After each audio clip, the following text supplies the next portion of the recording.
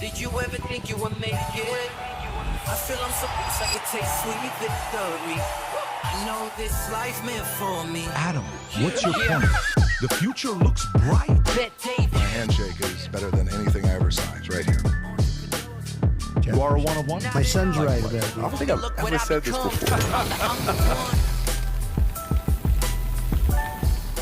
Folks, hope you had a great weekend. I know we went yesterday. This was the horror weekend for us. We watched Obsession last night. Scary movie. I don't think I've laughed this hard. What do you mean you were laugh sitting this next hard? to me. Vinny will tell you I was laughing so hard. At a horror movie? It was so funny for me. Okay. And then we watched Backrooms on Saturday. We'll talk about that. There's a story talking about how YouTubers are taking over the world and they're taking over media. We'll talk about tonight this guy who happens to be the 45th and the 47th president is going to a Knicks game. And the Knicks are up 2-0. Yeah. Crazy. 2-0. So, a lot. By the way, so imagine he goes and the Spurs win and they come back and win. Do you know what happens to him in New York? They're going to blame it on him. They're going to blame it on him. Yeah, if he goes and he wins, he may pick up 20,000 voters from New York. He blame it on the rain, you know what? potentially. He may have some, but if the Knicks go and sweep the Spurs, that is a very interesting thing. On top of that, Spencer Pratt, yesterday. By the way, Rob, I sent you a video I want to show later on when we go through it. Remember the mayoral race when the night, which was June 2nd, Karen Bass came first place, and then Spencer Pratt was number 2. He had almost like an 8-point lead on Nithya Raman, and Raman cried as if she lost. Concession speech. Yeah, I mean, not even the concession speech, but there's one now, them celebrating that she is now advancing, and she is going to be ahead of Spencer Pratt, and it's just a mess. Guys, did you know, like this is the shocking part. If you remember last week on the podcast, I joked about being able to vote with your Bally Total Fitness membership. It was a joke. Yeah. It was literally a joke. Well, guess what? We're going to show you on the California.gov website that you can actually go and vote with your gym membership. Tell me that you have to realize how ridiculous this is.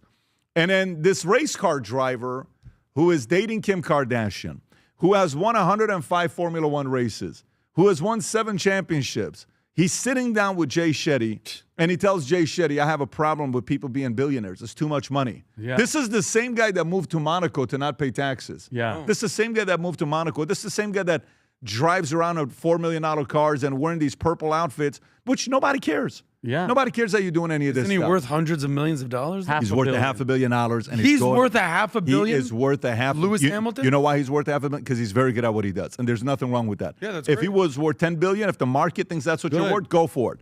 But he's going out there saying, I don't think there should be billionaires. $500 million, yes, but not billionaires, because there's a big difference between $500 million and I'm noble, but these billionaires, it's just too much.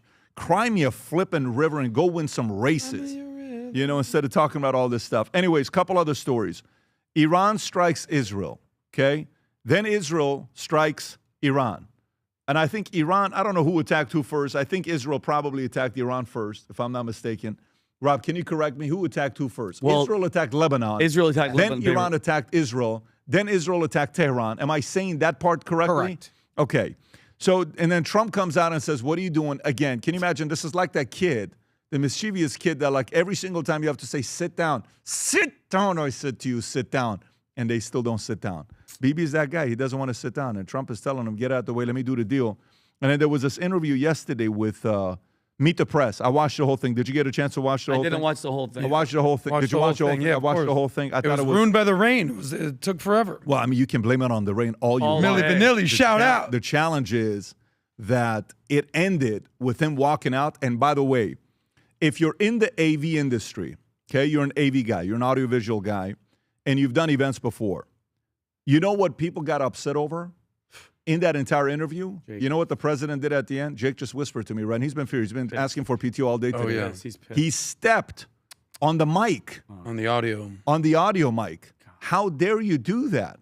But if you watch this interview when he walks out, Kristen Welker's like, I came all the way from Wisconsin. And the president said, it's flipping raining. And I'm walking out because you're talking some gibberish. And then they left. But I think they're going to do another one. Then Did you watch the whole thing? I watched the whole thing, beginning to the end. It was beginning to 47 minutes or something. And Pentagon comes out and makes claims that raised threat of Israel spying on U.S. to the highest level. Can you imagine? Like, they would never do such a thing, right? Mossad would never spy on other people, neither would CIA. And so the people that are surprised with that, we'll talk about that as well. And then we got a couple other stories, hopefully we'll get into, that I really want to get into. Iran told to leave the U.S. within 24 hours. So imagine, you're done with the game, World Cup. Game is over with. All right, hey, what are you guys doing? No, you can't have dinner. Get out of here. Go to a different place. That's literally what's happening with Iran. Isn't that a shame that that's taking place? I mean, look, the president can do that. That's one of the ways to force the negotiation to be done. I have a feeling he's pushing that agenda so then Iran can come in and do it even faster. He's trying to use every card that he has. I don't know how much power this card has, but they are definitely using this card. They have at least one player defect at every one of these international things going back 10 years. Yeah, one player? No, I mean, like each 2-year cycle, there's been at least one player try to defect. Yeah, but I mean, look, you know, I don't think that's why he's doing it. You know, whether it goes into that or not, who knows? But it is something that they are talking about. Now, having said that, guys, let me kind of give you guys what's going on. This is probably going to be one of the greatest campaigns we've ever done, and I'll tell you why. It's because if you love your father or if you love your grandfather, Father's Day is around the corner. And there's one statistic, guys, you know this, fathers, ladies, if you're watching this, we spend a lot more money on Mother's Day than we do on Father's Day. We would like to contribute and get our great fathers out there to feel special. And to do so, we did something very special for fathers. Today's the day to do it. And this item you're about to see is going to be limited to only 500, the first 500 that placed the order. You'll be able to make other Father's Days. So having said that, watch this video dedicated to Father's Day. Go ahead, Rob. Folks, I don't know if you know or not, but every year we spend $10 billion more on Mother's Day than Father's Day. We don't get things for fathers. We forget about it. It's just a father. This year we're doing something special. We got a box for all great fathers in the world that says the future looks bright.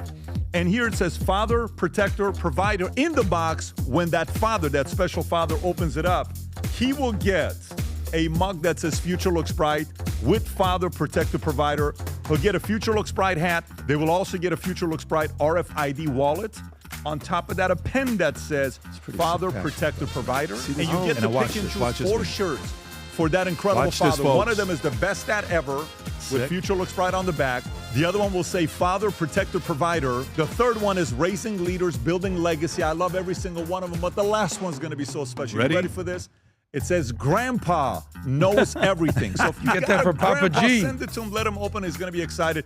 We only have 500 of these boxes. If you want to get one of these for a special father, go to vtmerch.com, place the order before it sells out. Having said that, happy Father's Day, everybody. Okay, so check this out, folks. Rob, let's walk through it so people know how to do it. You got to go to vtmerch.com. This is how it looks, so everybody knows. So when you go to vtmerch.com, you click on the first package. Rob, go back one page so they can see how to click on the first package.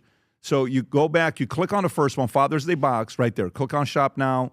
Beautiful. Then you click on the first one, Father's Day box. Then when you zoom in, you pick and choose which shirt you want. So let's just say you want to do Grandpa Knows Everything. You click on +1 right there. Rob, go up. And so you pick the size. Let's just say we want to do extra large.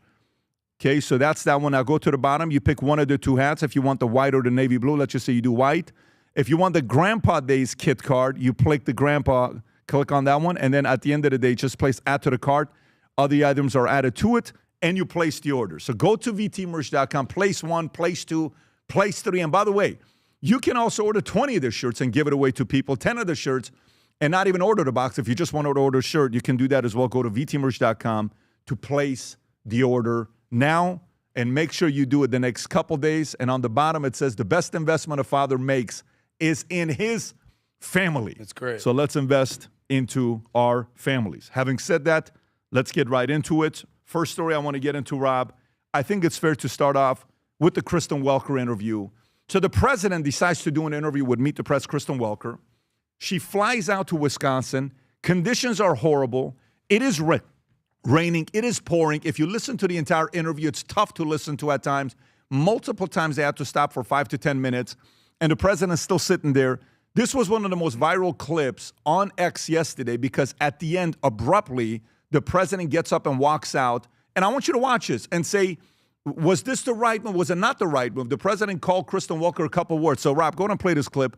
Let's react to it. Go for it. It was a dirty election. Mr. And it's President, happening again right now in never California. presented evidence It's happening that the right 2020 now in election California. was rigged. Right now, it's look at what's Where's happening in the evidence California. to that? It's The 4 Republicans days. are doing well in California. It's no, they're not. They're dropping fast because it's a rigged election. Let me tell you, it's 4 days. And they aren't even close to coming up with it. That's how they count You know the why votes they're in doing that? California. Because they're cheating on the election. Do you have evidence to support all that? I have to do is look. All I have to do is look. That's not evidence. And I listen. And I listen to people. And let's see what happens. But, sir, that's not evidence. Do you think it's appropriate? That's how they count the votes in Do you California. think it's appropriate that they have an election and 5 days later they're nowhere close to picking a State winner? and local officials acknowledge they are slow. They're urging. No, they're crooked. They're urging the votes to be counted quickly. That's how they vote in California. They're crooked, just like you're crooked. Your press is crooked, and Meet the Press is crooked. To be fair, I'm not crooked, but let's Really? Let's Well, you continue. play right into their hands. Then. Let's continue. You're either crooked or you're stupid. You play continue. right into their hands with this rap. You know that these elections are rigged. Your network knows that they're rigged. You know that I won an election in a landslide, and I got 94% bad press. But, Mr. President, you know why I you've got never that? presented Because you have no evidence. credibility. But you've never presented evidence that it was rigged. Let's keep talking about. I want to talk about Todd. You have more evidence. There's more evidence than ever presented. Let's talk Your about elections you in went this to country. court. We're like a third world country. But, sir, your elections are crooked, and you're crooked, and Meet the Press is crooked, Mr. and so is ABC and CBS just went off. and CNN. But, Mr. President, You're one-sided crooked networks. All right, let's call it quits because I've had enough. Thank you, darling. Have a good time. Mr. President, let's please. Watch the I traveled mic. all the way to Wisconsin. Stepped on the mic. I've Wait sat for in it. the Traveled rain. all the, I know. I I've sat in the traveled rain all the with way you to for an hour, Wisconsin. on and off in the rain, and I've given you enough time. You ought to straighten out your press because you know what? Mr. A President, country can never be We great traveled with a dishonest Listen, press. we Come on, let's traveled go. all the way to Wisconsin for this interview. There you go. And the interview's over. Okay. So now, when he's doing this, Tom, first of all, your reaction to this. Because she says they're going to do another interview again. It was a long interview. It's not like they only did a 5-minute interview. It was a good 40 minutes that they did an interview together, 35 minutes that they did the interview together. Tom, appropriate, inappropriate? Was she not being honest? How do you process it? Well, words talk, numbers scream. She was made moderator. That's exactly the question I was asking myself this weekend, Pat. I went and I looked. She was named moderator of Meet the Press in 2023. And in the middle demographic that everybody wants 25 to 40, 25 to 40 or whatever it is, to 54. I think it's 25 to 54. She's taken that show, not as moderator, it's now number one. It's ahead of ABC. It's ahead of CBS. And so because she's Meet the Press is now number one on the Sunday news show. So you're giving her credit. She's done well. Yeah, the show has done well, and she's part of the show. I'll say that. It's Meet the Press, but the show has done well, and she's the lead moderator. So she's going to get the opportunity because they got the ratings. And whether you want to believe it or not, the people that are on the president's press team are going to say, hey, they're number one in the ratings, so they gave it to her. But the conditions were terrible. That must have been hell for the sound man that is working there, because you saw they were in a barn or something that had been decorated. It wasn't for the sound that he walked out. No. But I'm saying that's a tough situation to put together a professional piece.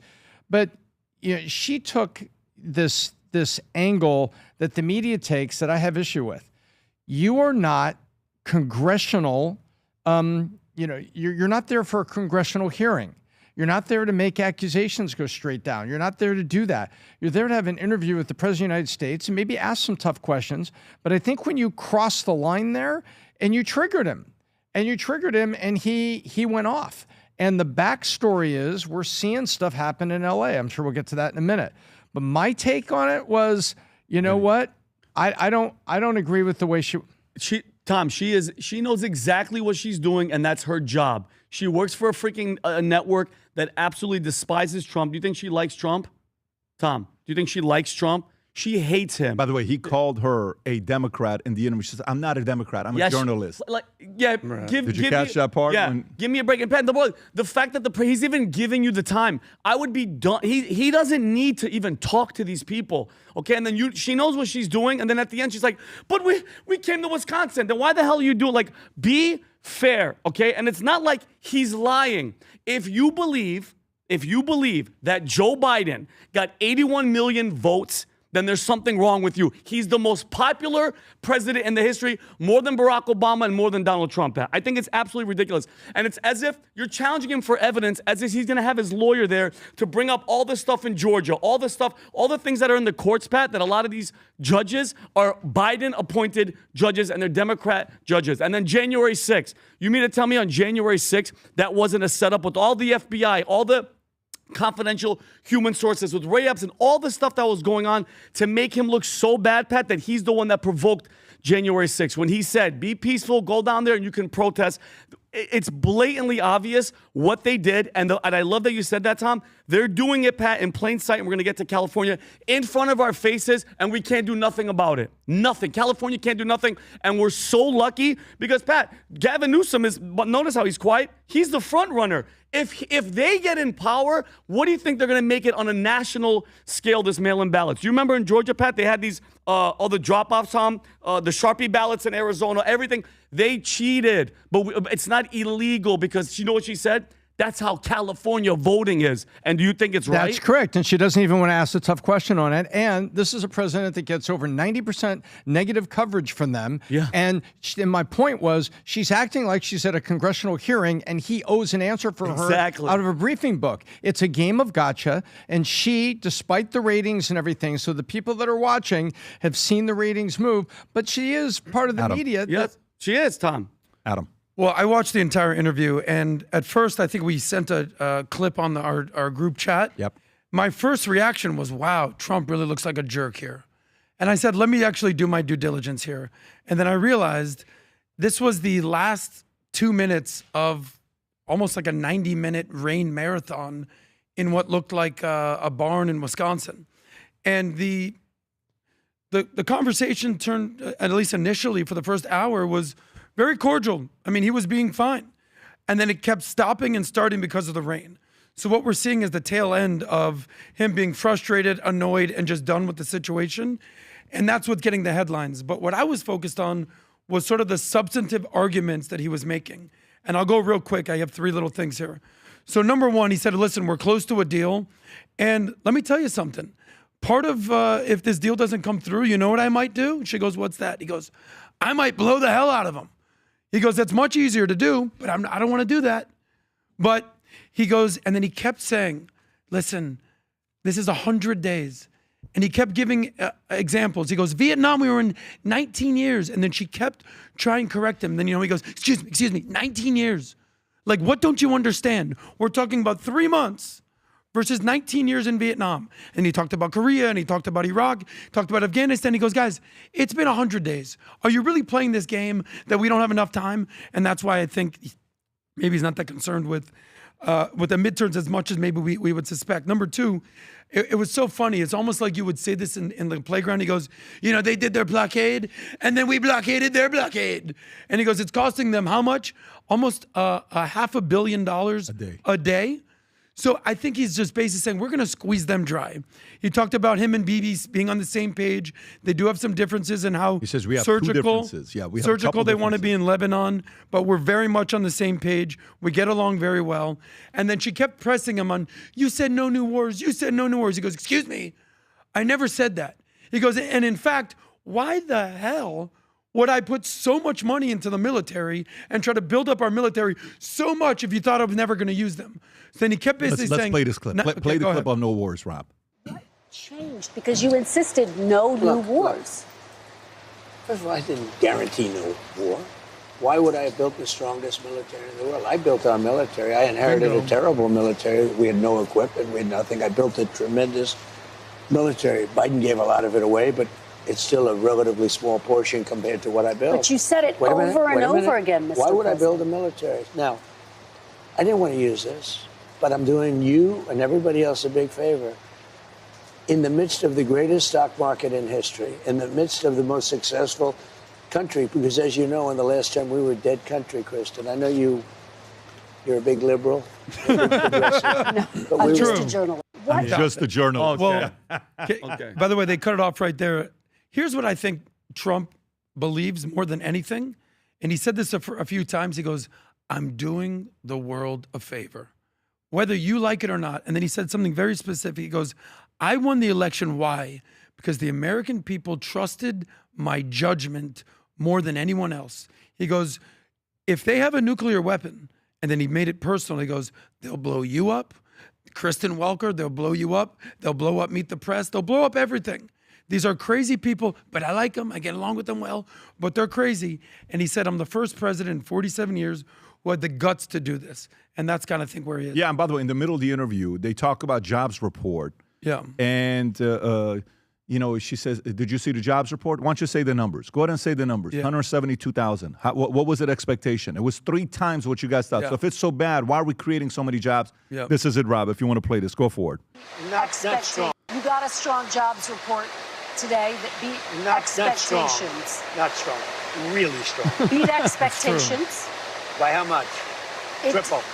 172,000 jobs created. You got a strong job. Right. But by the way, what's unfortunate is, and by the way, the media knows what they're doing. They put the worst clip. It's actually a good conversation, and it's worth watching. Seriously, it's actually a good conversation. It's worth watching. But when Trump walked out, this kind of leads me into the next story with Spencer Pratt. So you guys know we talked about it like a week ago, and everybody was expecting him to advance with Karen Bass. And he was going out there celebrating the picture with him and his wife. He had an 8-point lead. And everyone's looking at this chart. If you look at this, Rob, if you want to zoom in a little bit. So the blue is Karen Bass. The orange is Spencer Pratt. And the green is Ramin. Now watch what's going on here. June 2nd is election. Look at the difference in lead on where Spencer Pratt is. Look at the 3rd and 4th. And then look at the spike. Look at the spike. So you mean to tell me out of all those thousands of votes, now all of a sudden they only want to do Ramin? That's insane. That's what they want to do? That's what you mean to? You want me to believe that? And it goes from 71,000 to 153,000. Look how Bass only goes up 30,000, but she goes up 83,000 votes, 82,500 votes. And during that time, only Pratt goes up 44,000 votes.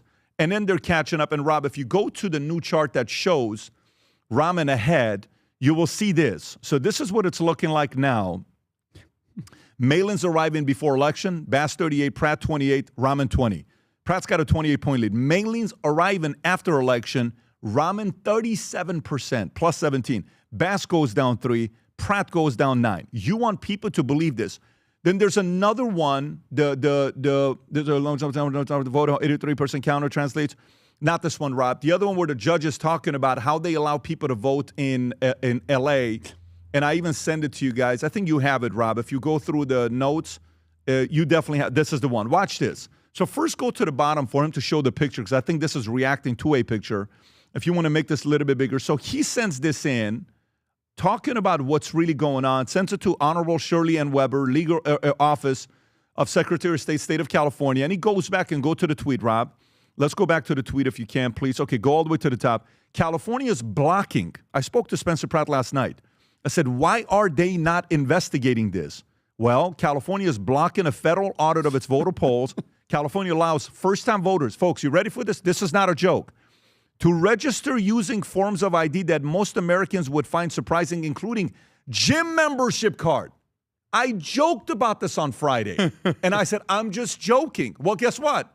I was fact-checked, and I wasn't joking. Apparently, that was true. In California, you can actually vote with your Bally Total Fitness card. Can you imagine? You can go with your LA Fitness card and vote. Employer ID, credit card or debit card, prescription drug label, insurance card. And if you think this is BS, Rob, go on the link, because I thought he's just BSing. Go on the link. So this is what website, Rob? Can we verify what website this is? sos.california.gov, okay? So go on that first point that says current and valid photo ID, third party. Look at right there. Go a little bit low, Rob. Look at A, driver's license. B, passport, identification card, credit card, military identification card, health club identification card. H. Stop it. This is on their website, by the way. And I'm sitting there yesterday. I'm like, there's no way this has to be real. So if you go, Rob, right now and ask Chat or ask ChatGPT, what are the top 5 slowest states when it comes down to elections, and go to the top 5 fastest states when it comes down to counting ballots. Basic question, okay? And I'm asked this question on Grok, on chat, on pretty much everything I can because I want to know, chat can lean a little bit on the other side. Of course. So watch this, okay? Fastest states, Florida. How the hell does Florida do it fast? The gold standard, okay? Texas. By the way, watch this. This is the other question I ask. Florida, red state. Texas, red. Georgia, red. Virginia, consistently reports a large percentage of votes on election day. Carolina, red. Now go to the slowest states. Look at the slowest. Why do you think it's slow? California, known as the slowest, frequently the slowest major state, accepts ballots arriving after election day if postmarked on time, extensive signature verification and provisional ballot review.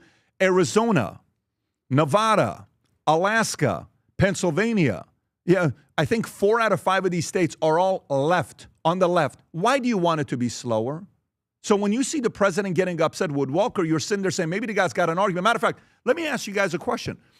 If let's just say, Vinny, Tom, Adam, if let's just say a party, forget whatever party it is, Tom, take the Libertarian Party, take the Green Party, Vinny, take the Democratic Party, take the Republican Party, Adam. You go hire the mob, the Italian mafia, and I'm talking old school.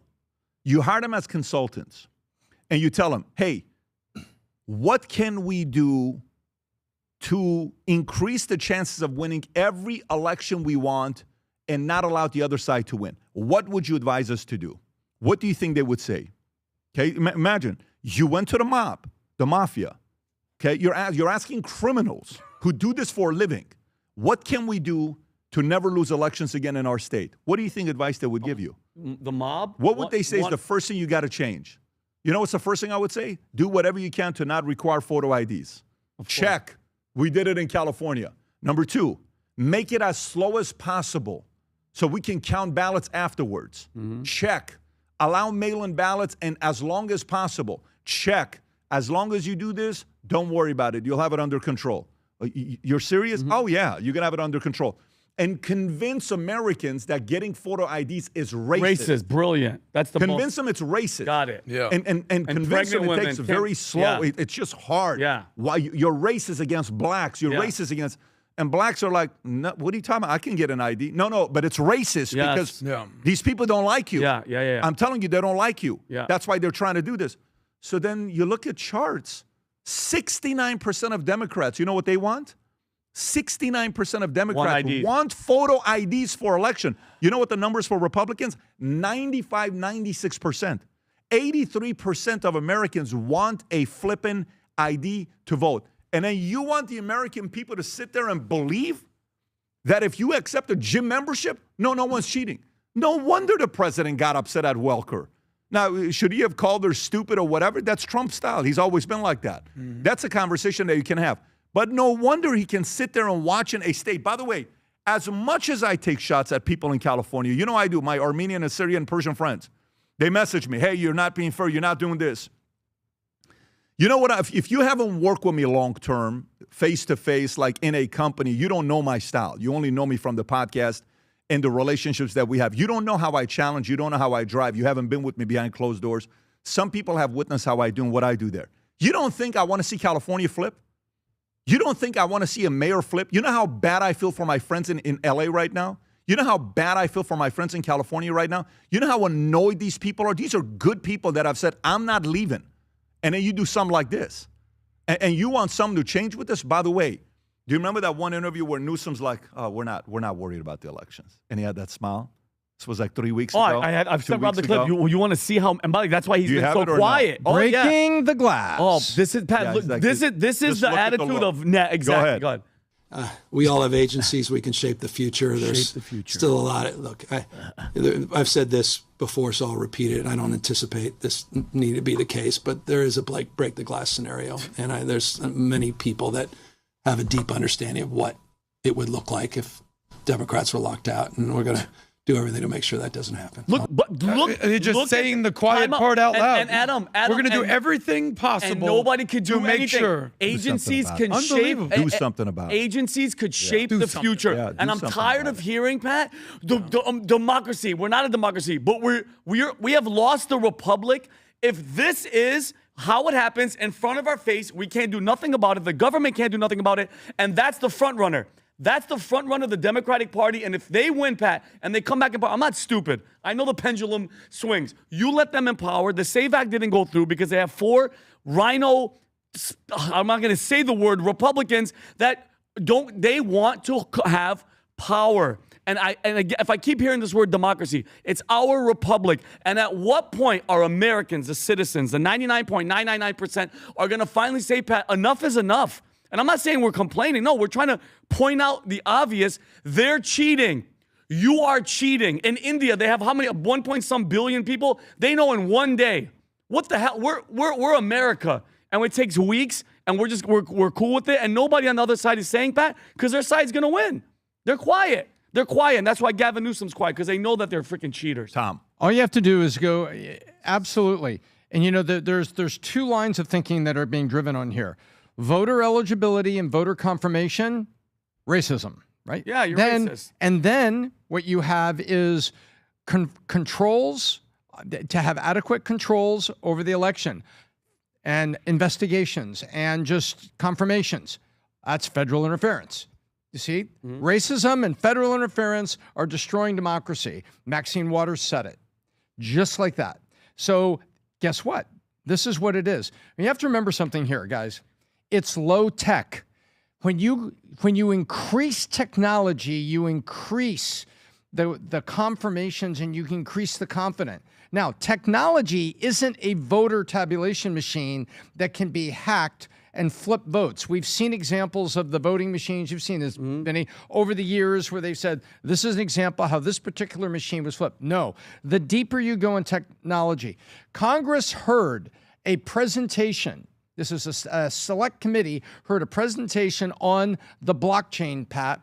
Hey, did you know you could just take every person who's a valid citizen, put them on the blockchain, you'd know instantly did they vote or not. Not who they voted for, but did they vote or not. Everybody flipped out at that. Why? Because that's high technology, high confidence, high control.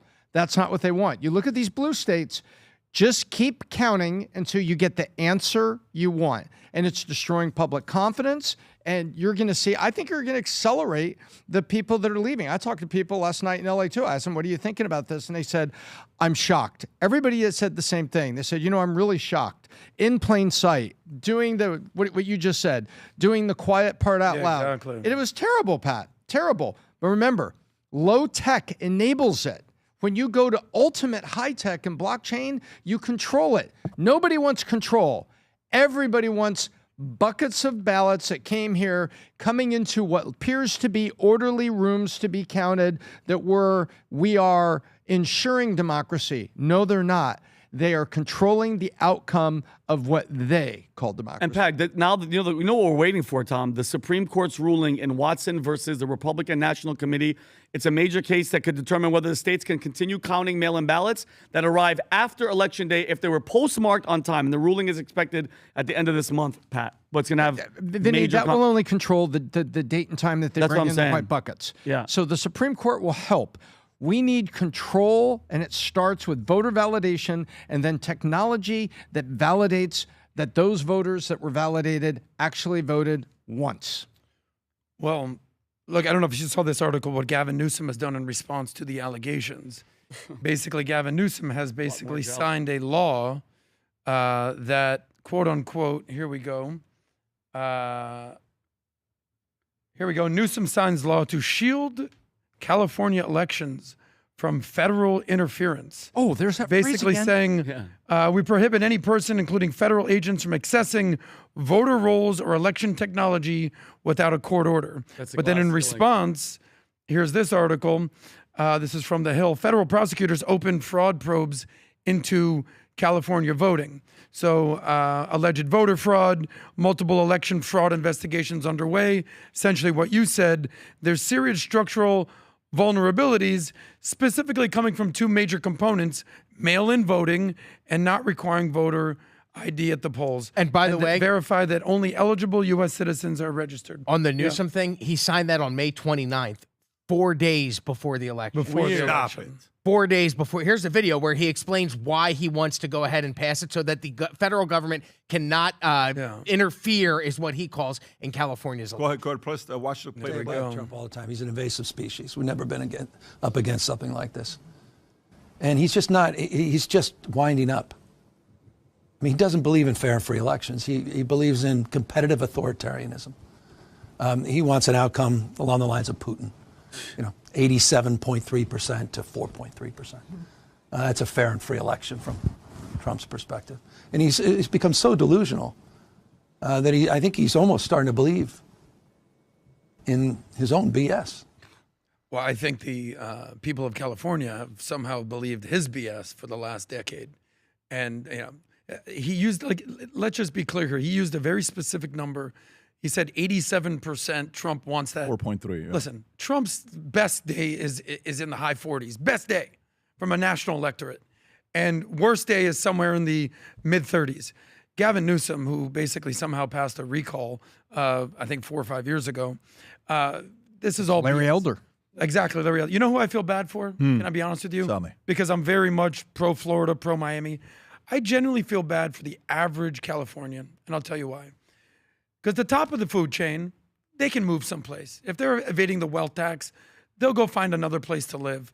But the bottom of the food chain, the 50% of Californians who are living on the social welfare state, don't have a choice here, are going to vote for the socialist communists, they're going to be fine because they're basically living high off the hog. It's the average Californian who's like, I can't move because I'm damned if I do, damned if I don't.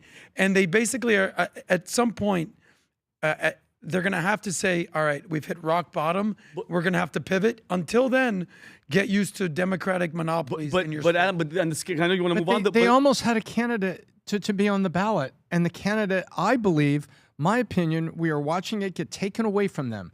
There was, don't you see, I think there was a lot of Angelenos that were out there that got behind this campaign, that got behind these things. And by the way, for Rahman, Pat, I got a question for you. What did Rahman do in the last week of the election? She backed off. She did a concession speech. She was crying on stage. Can you play that? But Tom's asking a very good question here. How does she surge when she's backing off? Watch the video. Rob, play the video. Go ahead, Rob. Look at this motivational speech. This is like, she lost. Okay. Los Angeles is the most magical city in the entire world. This was like a concession speech? Win or lose. This is the night she lost. I'm so proud Rob, can you verify if this is the night she lost? And I'm so grateful to call this extraordinary city my home. Yeah. Okay, so she allegedly, let me just verify. I don't think that's an act. I think she really believed that. And I think the machine wants Bass back and used her to get rid of Pratt. That's election night. What are the odds actually saying about Pratt's chances? Well, we'll go to Kalshi. No, Pratt's chances on Kalshi, have they plummeted? Oh, you'll see right now. 1.2% of advancing. Look at that. I thought it was still a 300. No. Rob, do me a favor. Go back. Go back. How far back can you go on this, dates-wise? Wow. Can you go back to 1 month? 78 million. Go to 1 month. Just watch this. Look at Pratt advancing. Okay? Look at Pratt advancing. And then look. And then right after June 2nd, which was the day to vote, he's still ahead. And then he drops. And look at that. All the way down, and Rahman comes up. And even Bass went a little bit lower. So you're saying that everyone who voted in that last 48-hour window, everyone voted for the communists. Yes. Are you ready for this, guys? So not the beat posted. Unbelievable. One of the best statements I saw. $78 million was placed. Only Rahman's mail-in ballots were late, Adam. Only Rahman's mail-in ballots were late. When statistically impossible things happen, we should not be expected as a society to accept them. Evidence of fraud isn't limited to video surveillance. Statistical impossibilities are hard evidence of fraud. That was not the B posted it, and Elon posted it, Pat. And this is, when we talk about the left, right, or whatever, they're willing to lie and cheat to come into power. That's why I'm saying, Pat, this is a spiritual thing. We're at spiritual warfare. Because once they come in, Pat, what do? They open the border, they bring in illegals, our women and children get freaking taken advantage, murdered, or raped, and then they make policies for trans, this and that. It's freaking evil. And what's a fine time? You're talking about these Angelenos. What can they do? What can you do? What? Go on the streets? So we believe this is an election. They believe this is a revolution. And during a revolution, anything is permissible. And that's what you're seeing it here.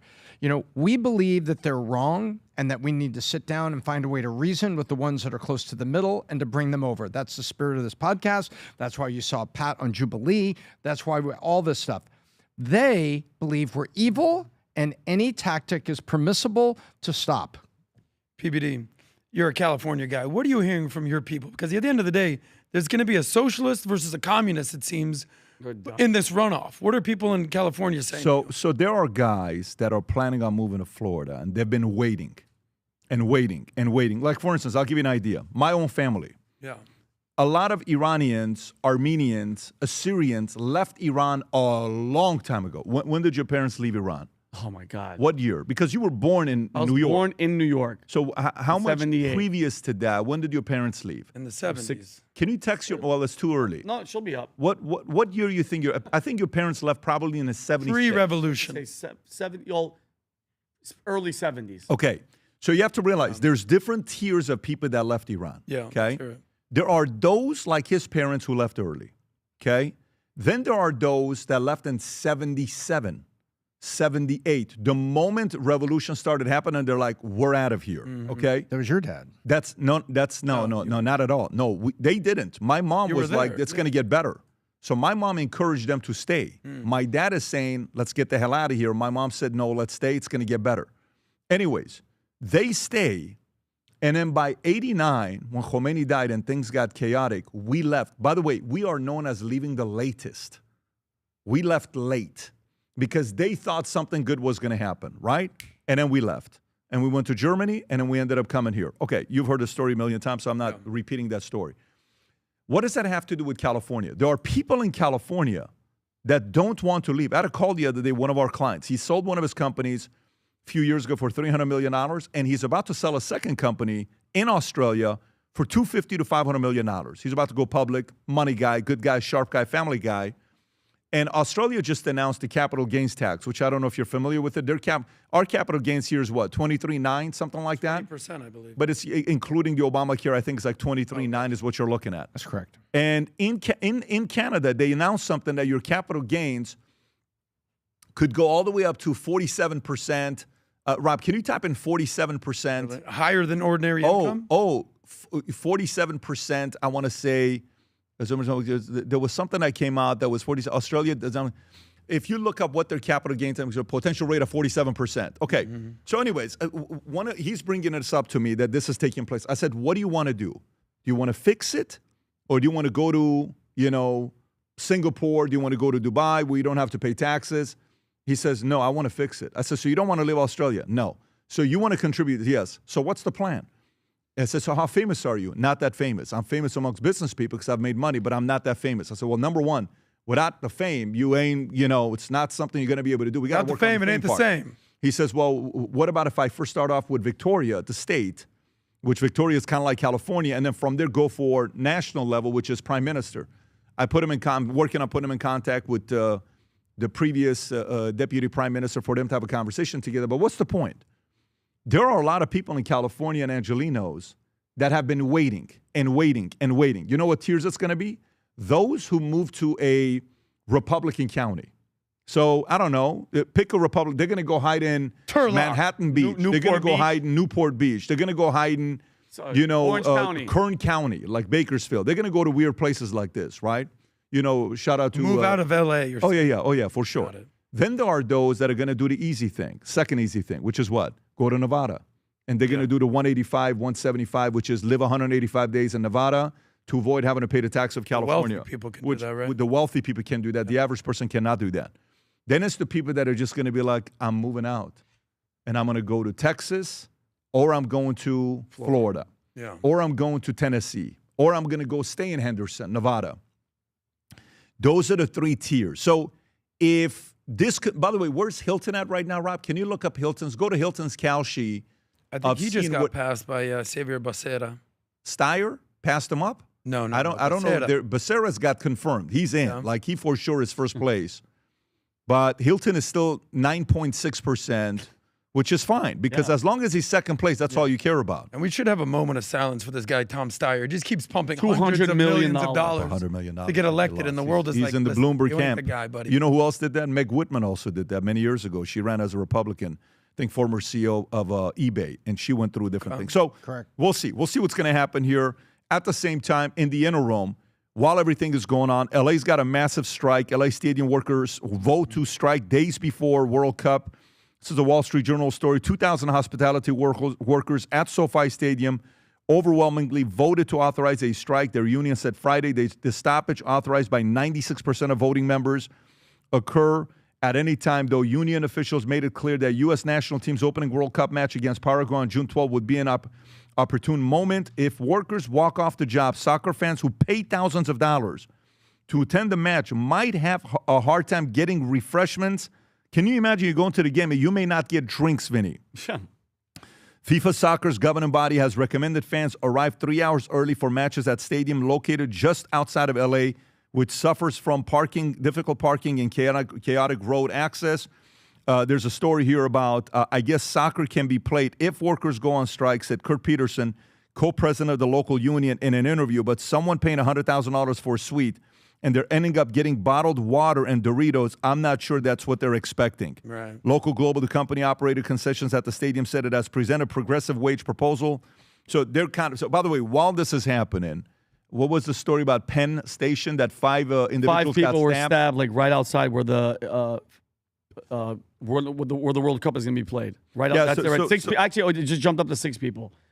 People stabbed? At Penn Station. 6 people stabbed at attack at Penn Station in New York. Suspect in custody as bus. Busy rail hub adjacent to Madison Square Garden 1 day before the Game 3 of NBA Finals. Obviously, these are two different things. We'll go into the NBA Finals. California's got to figure it out with this whole thing that's going on here. Tom, how ugly could this thing be if the strike goes through and it impacts some of the games? This is horribly ugly, but this is exactly what, and by the way, do you think Karen Bass cares about the World Cup? No, she cares about Karen Bass. She cares about winning the election. And she's going to come out there and say, President Trump and the World Cup, you're going to, mark my words, you're going to see her associating it with that way. And she's going to say, these workers got what they had long deserved. Mm-hmm. You know, you're going to hear that. That's her Marxist side of it. I think, Pat, the World Cup organizers have done a horrible job. You need to go to city by city by city and clear all the things that need to be cleared. Otherwise, you just run into it like this. Did you know in Mexico what happened yesterday? What happened? They are so worried about fighting at the World Cup. They said it's possible that they will not allow beer to be served, you know, at the World Cup stadium that's in Mexico. Did you see that? Mm-hmm. And then AB InBev and Modelo, they're like, wait, what? I thought we paid for some advertising here. You're telling me we can't do it? And I think what this is showing is going to be ugly in LA, but the World Cup organizers have done a hellaciously bad job of putting it together. Look at the PR they've gotten hit with. They allowed tickets on a lottery system to actually go out in bundles of 10. Immediately, they went to the stalker markets at tens and thousands and hundreds of thousands of dollars. Number one. Number two, they point out that the security protocols are even worse than the American Super Bowl. Wait a minute. How's that possible? The American Super Bowl is a huge target, and they manage to get people in and out. Why wouldn't they say, hey, Roger Goodell at NFL, who are your security people? You hold the Super Bowl in a different city every year, and you manage to get people in and out safe, and you avoid problems, and you haven't had a terrorist attack. That hasn't happened. And then now they go to LA that, you know, hey, you've cleared your union, right? Your union's good to go here. You talk to the union leaders. We don't need any trouble. Nope. They come out and the union leaders strike. The people aren't striking. They're greenlit by the union leaders. And then Mexico loses control of the populace, which isn't surprising. And suddenly now they're like, well, we can't serve beer, can't do anything. And you have major sponsors and patrons saying, wait, I can't go get a beer and go to a World Cup game? It's just, they've lost control of the whole thing. This is so far, Pat, tragically, unfortunately, this is like a D- for the organizers. Yeah, I agree. Well, I blame PBD. I'll tell you why. Because wherever PBD leaves, the state gets better. Have you noticed that? The state gets better? You leave, and the state that you go to gets better, and the state that you left for. Sorry about that, Pat. I was about to what take up? out Sorry my about that, shoe. Pat. Got my good My one. bad. Pow. I know you've been wearing those shoes for the last Adam, it's 172 too days. early for one of your Just saying. backwards arguments. Yes. What I'm saying actually is wearing this. them right now. I remember when you did this would have been in 2020. Where's my You Tito's? did a board episode about, I think it was Disney, Yep. California versus Florida. Yep. And the way that the governors of California and the governors of DeSantis Florida and basically Newsom. managed it. Yep. Ultimately, what I think is this. We're seeing the rise of the Sun Belt great states of Florida and Texas, and we're seeing the demise of California and New York. These amazing states and these amazing cities, New York City, California, LA, San Francisco even, the greatest cities that the world has ever known. And sadly, they are no longer being that case. So we're going to see this. You can revisit this in a few years.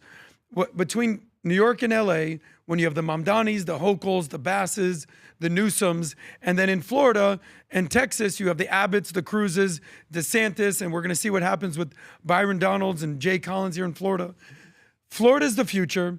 Texas is the future. Unfortunately, LA and New York are the past and relics of what was once great. Well, let me ask you a question, Adam. But the future of LA and New York is social Marxism, and I think that's terrible, and it's happening. Well, let me just say one thing, just before we finish off. You remember the story? I don't know if we covered it last week. California loses its Fortune 500 crown to Texas. Samsung left, I think, New Jersey for Texas. In a symbolic blow to the Golden State's long-standing economic dominance, Texas has officially dethroned California as the state with the most Fortune 500 companies. So it's already happening. California's beauty is no longer the reason to stay in California. But at one point, okay, ready for this? California failed. New York failed. Okay, people are gonna keep moving to Florida or Texas. But at what point are the people gonna go, you know what? No. Why the hell should we leave? We like it here. We live here. We grew up here. My family's from here. Whatever happened to we the people? To hell with them. Like what people are just gonna keep giving up. Everybody's going to leave California. Who's going to be stuck there? Just rich people that don't want to leave because they have the money to freaking deal with the nonsense, but they love the weather. You got to fight for it, or this is America. To hell with them. I appreciate everything you're saying. Yeah. And there's just one word that encompasses everything. Choice. You have a choice to stay. You have a choice to leave. But apparently they don't, Adam. Hear me out. With the Hear me out, voting, my friend. They don't have a Hear me out. Yes, I understand there's a lot of frustration. You have a choice to stay and fight it, like the guy in Australia. Yeah. Or you have a choice to say, you know what? I'm done with this thing. And that's the beauty of the federalism system in America, is that if you don't like it, leave. Or if you don't like it, you can stay. What do they say? Fight, or freeze. What do you always talk about with that, Pat? Yep. Fight, flight, freeze. But look, numbers never lie, man. California is losing Fortune 500 companies. We're going to see what's going to happen. By the way, staying on the World Cup story, Iran demands, just so you know, the story comes out, Iran told to leave the U.S. within 24 hours of World Cup matches as coaching staff visas are denied. It's kind of a weird story there, but I understand why this is happening. So let me read this to you. Rob, I think you got a clip on this one here. Okay, Iran has been told they must enter and leave U.S. soil on the same day of matches while integral members of their coaching staff have been denied visas. The countries, is this it, Rob? Yes, sir. Go for it. Opening game of this World Cup is here in Los Angeles against New Zealand in just 9 days' time. But it says key members of its managerial, executive and technical staff have been denied visas. The US State Department says all of Iran's players and necessary members of its support squad will be allowed entry. But it also says it is not going to allow Iran to, quote, abuse this system to sneak terrorists into the United States under false pretenses. Now, Iran has... Okay, so when you're seeing that, by the way, their matches are L.A., Seattle. They were due to stay in Tucson, Arizona, but now will fly in. They can either enter the morning, but they must leave the same day, said their Iran envoy, Abolfazl Passandidehi. They added that Iran would not be allowed to abuse the system. However, Iran's embassy in Turkey said visas have been denied to a large portion of the managerial and executive staff and accused the Americans of politically biased interference in sport. They claim visas have been denied to a large portion of the managerial and executive staff. Iranian state media claimed that the head of Football Federation and his deputy were among those denied entry. Iran's opened their World Cup, like he said in there, with New Zealand and California on June 16 before facing Belgium and Egypt in California and in Seattle. So there's kind of a publicity stunt, or it could be a part that the U.S. is just trying to protect of anybody coming in. Tom, how do you process this story? Well, a couple sides to it. First of all, the U.S. State Department is trying to prevent them from sneaking people in here. Oh, technical assistant and everything. It's pretty clear that's what they're saying they're trying to do. Yep. They're calling it that. Oh, I'm not going to give you a visa because we're calling it that. The other side of it is, I think they don't want the players to have a amount of free time to connect with other players from other teams, other countries, or decide that maybe they want to defect, because defections have happened from the Iranian team. You go back years and everything. There's always one person or somebody wants to get out. We had the women's team. They were worried that they were worried about that. Hey, oh yeah, the women's some of them stayed here. Yeah, they're like, yeah, if I miss a penalty shot on the field, later I get a penalty shot from an AK-47. Yeah, so it's not what I want. And so you've got guys like Mehdi Taremi, who, by the way, could play on any team anywhere in the world if they had him on rental, you know what I mean? Just like they do UEFA and Champions League. And nobody wants him to it. So that's what I think, Pat. I think there's two things going on here. Good from the State Department, but I think the other side is it's obvious that given the chance, some of those players would want freedom. Yeah, makes sense. I want to get to the next story. Next story I want to get to is Lewis Hamilton. And then we'll get to the Iran story as well here in a minute, because we got a bunch of different things to go through. Lewis Hamilton is sitting there doing a podcast with Jay Shetty, and he makes comments about billionaires. Now, keep in mind before you watch this is a guy worth $500 million, dating Kim Kardashian, who drives fancy cars, who allegedly moved to Monaco to save taxes, to save on taxes. He moves to Monaco. Here's what he had to say to Jay Shetty about billionaires. Go ahead, Rob. One of the things that I struggle with every day is, and it's just how life is, and it's been the way for thousands of years, that there is such a disparity between wealthy and the poor. And, you still, when you drive around LA, there's still so many people living on the streets. You shouldn't be able to have billions, right? I think there should be a limit to how much you can have, because there's enough to go around to everyone. So somehow creating a law that creates more equality, and equal access for everyone, I don't know how that you would implement that law. That's all good. Which, by the way, Jay Shetty just got a $100 million podcast deal from Netflix. And by the way, well-deserved. Good for you. Every penny. I hope he gets $1 billion deal. I agree. Hamilton dates a girl who's worth a couple $1 billion. 1.9. Kardashian. 1.9. Here's the other part to be thinking about, Rob. If you want to go to my tweet at Hamilton, I was hoping to get get him to think about this a little bit, go a little bit lower right there. I said, hey, aren't you worth $500 million? Who's stopping you from giving away your wealth? And on top of that, here's a guy that's won 105 Formula One races. You know who's won more races than him? Rob, can you pull up who has won more Formula One races than Lewis Hamilton? Can you just pull up most Formula One races ever won? Tom is just like salivating to answer because he's just going a goose egg. Because you know what the answer is? Nobody has won more Formula One races than him. No one. Not Schumacher, not Verstappen. Verstappen eventually may. Not Vettel, not Prost, not Senna, not Alonso, not Mansell, not Jackie Stewart, not Jim Clark. Nobody. Why are you so greedy? Why don't you let the other guy go ahead of you? Like at the end, you're such a greedy racer. Like, I mean, the guy's like, this guy's never won a race. Let him go win one for his family. Haven't you won 7 championships? Isn't that too much? Just win one. Why win another one? After one, you should just relax and enjoy yourself. Why are you so competitive? Why are you so greedy, Lewis Hamilton? Why? Why did you move to Monaco to avoid taxes if you're so noble? Why you do this? Now, here's the thing. I don't know this guy. I'm sure he's a nice guy. I'm sure he's a good guy. I'm sure he's somebody that probably takes care of his family. I'm sure he gives away money to charity. I'm sure he started a charity and gave $22 million of his own money to it. It was a write-off as well, but I'm sure he's doing charitable work. I'm sure he does a lot of stuff like that. But the part of it that makes it annoying is here's a guy getting off his $10 million yacht. Look at this, Rob, if you want to zoom in a little bit if you can. With his purple outfit, which I love. He's a fashion, It's like Gandalf Fashion the purple. Nova. That's his yacht. He gets off, which, by the way, I love it. That's his car. That's a $4 million car, if I'm not mistaken. Maybe even a little bit more than that. Okay, FYI, he has deserved all of this. Do you know how hard it is to be a great race car driver? I agree. Do you know how hard it is, even though this new guy just won 5 consecutive races at 19 years old?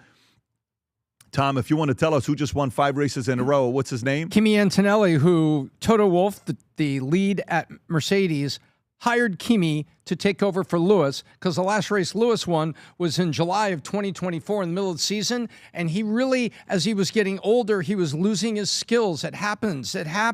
He's still Lewis Hamilton. But Kimi's then Kimi was put in his seat in a row at 19 years old. By the way, the record for the most is 10 in a row. Max Verstappen did it at 25 years old. Let's see if this kid's going to do it or not. But there is nothing wrong with all this messaging. Vinny, when you hear a Lewis Hamilton type of guy say what he says, how do you process it? Well, Pat, these people always want to save the world with everybody else's money and not theirs. And on top of all that stuff, Pat, he has a stop buying the watches. He has a $1.5 million watch. You just saw him get off this boat that's his. He lives in the UK, but he's going there to save freaking money. And I think, Pat, and I wanted to pitch you this idea afterwards, I think we should start a program for these champagne socialists. And Tom, you'll help us, because BDC Consulting, you guys might help me put it together, Pat. We'll call it Wealth Relocation Services. You call us.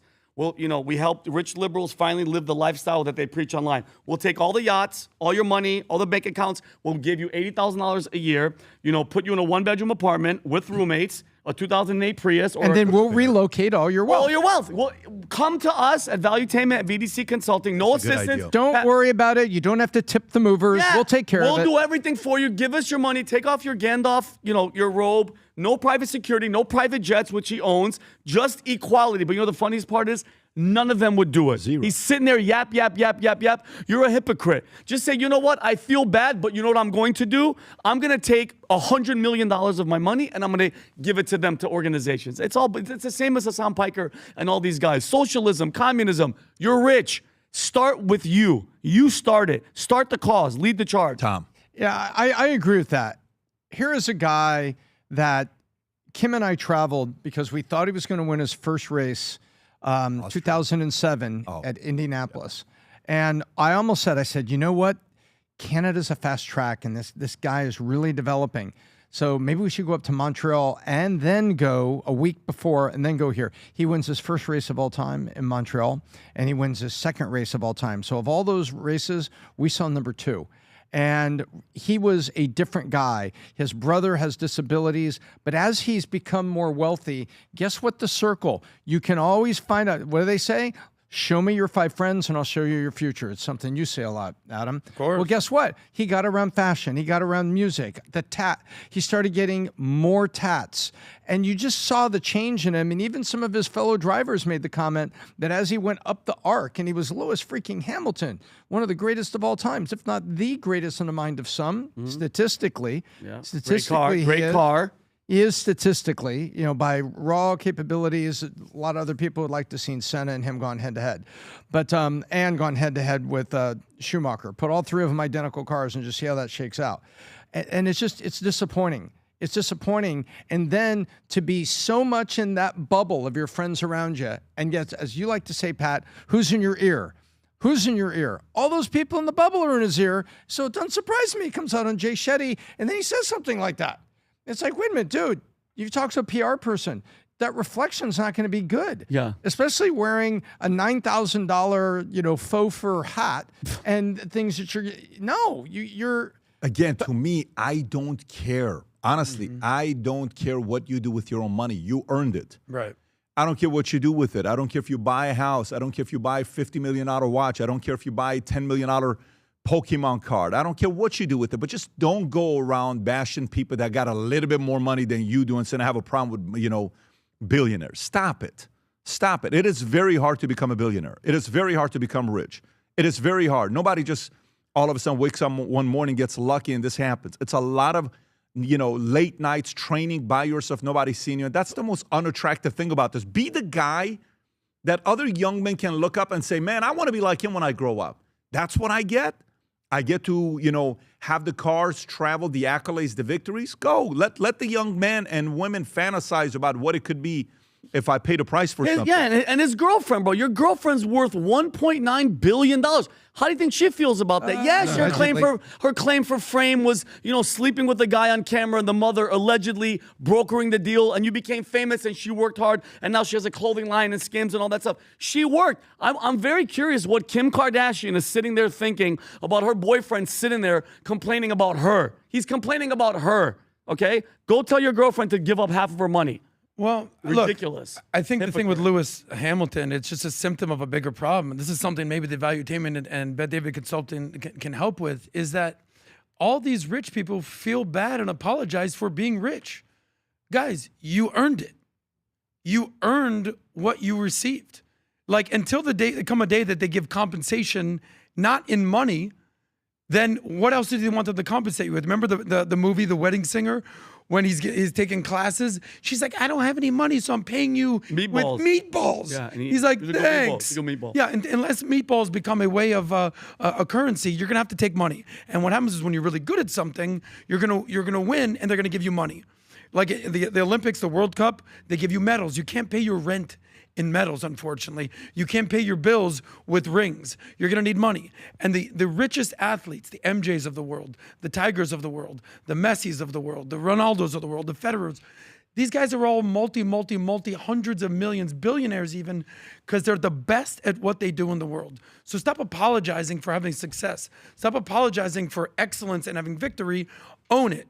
You don't need to be dare I say, like a douchebag. You don't need to be like a Meriwether and like walk around with money everywhere, but be humble, but be confident, but appreciate I'm great at what I do and you can do. They have a messaging problem. They need to get better at that. All right, let's go to the next story. Next story I want to cover is Iran. So, Rob, walk me through the sequence, okay? So the first step is Israel attacks Hezbollah in Lebanon. Then Iran attacks Israel.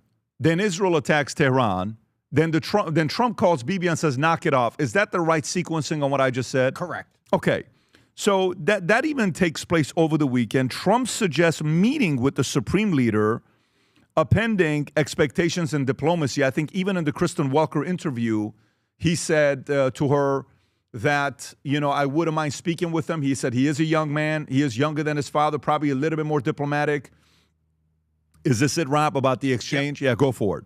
You talking about the son of the supreme he's leader? A part of it, yes. He has not been seen in public. What is his status? Have you talked to him directly? I do believe they have great respect for him. I see it. I mean, they want to get his concurrence. They've said to me, they've said to others that they're looking for approval, and he is part of the approval process, absolutely. Have you spoken to him directly? You said you want to meet with him. No, I have not.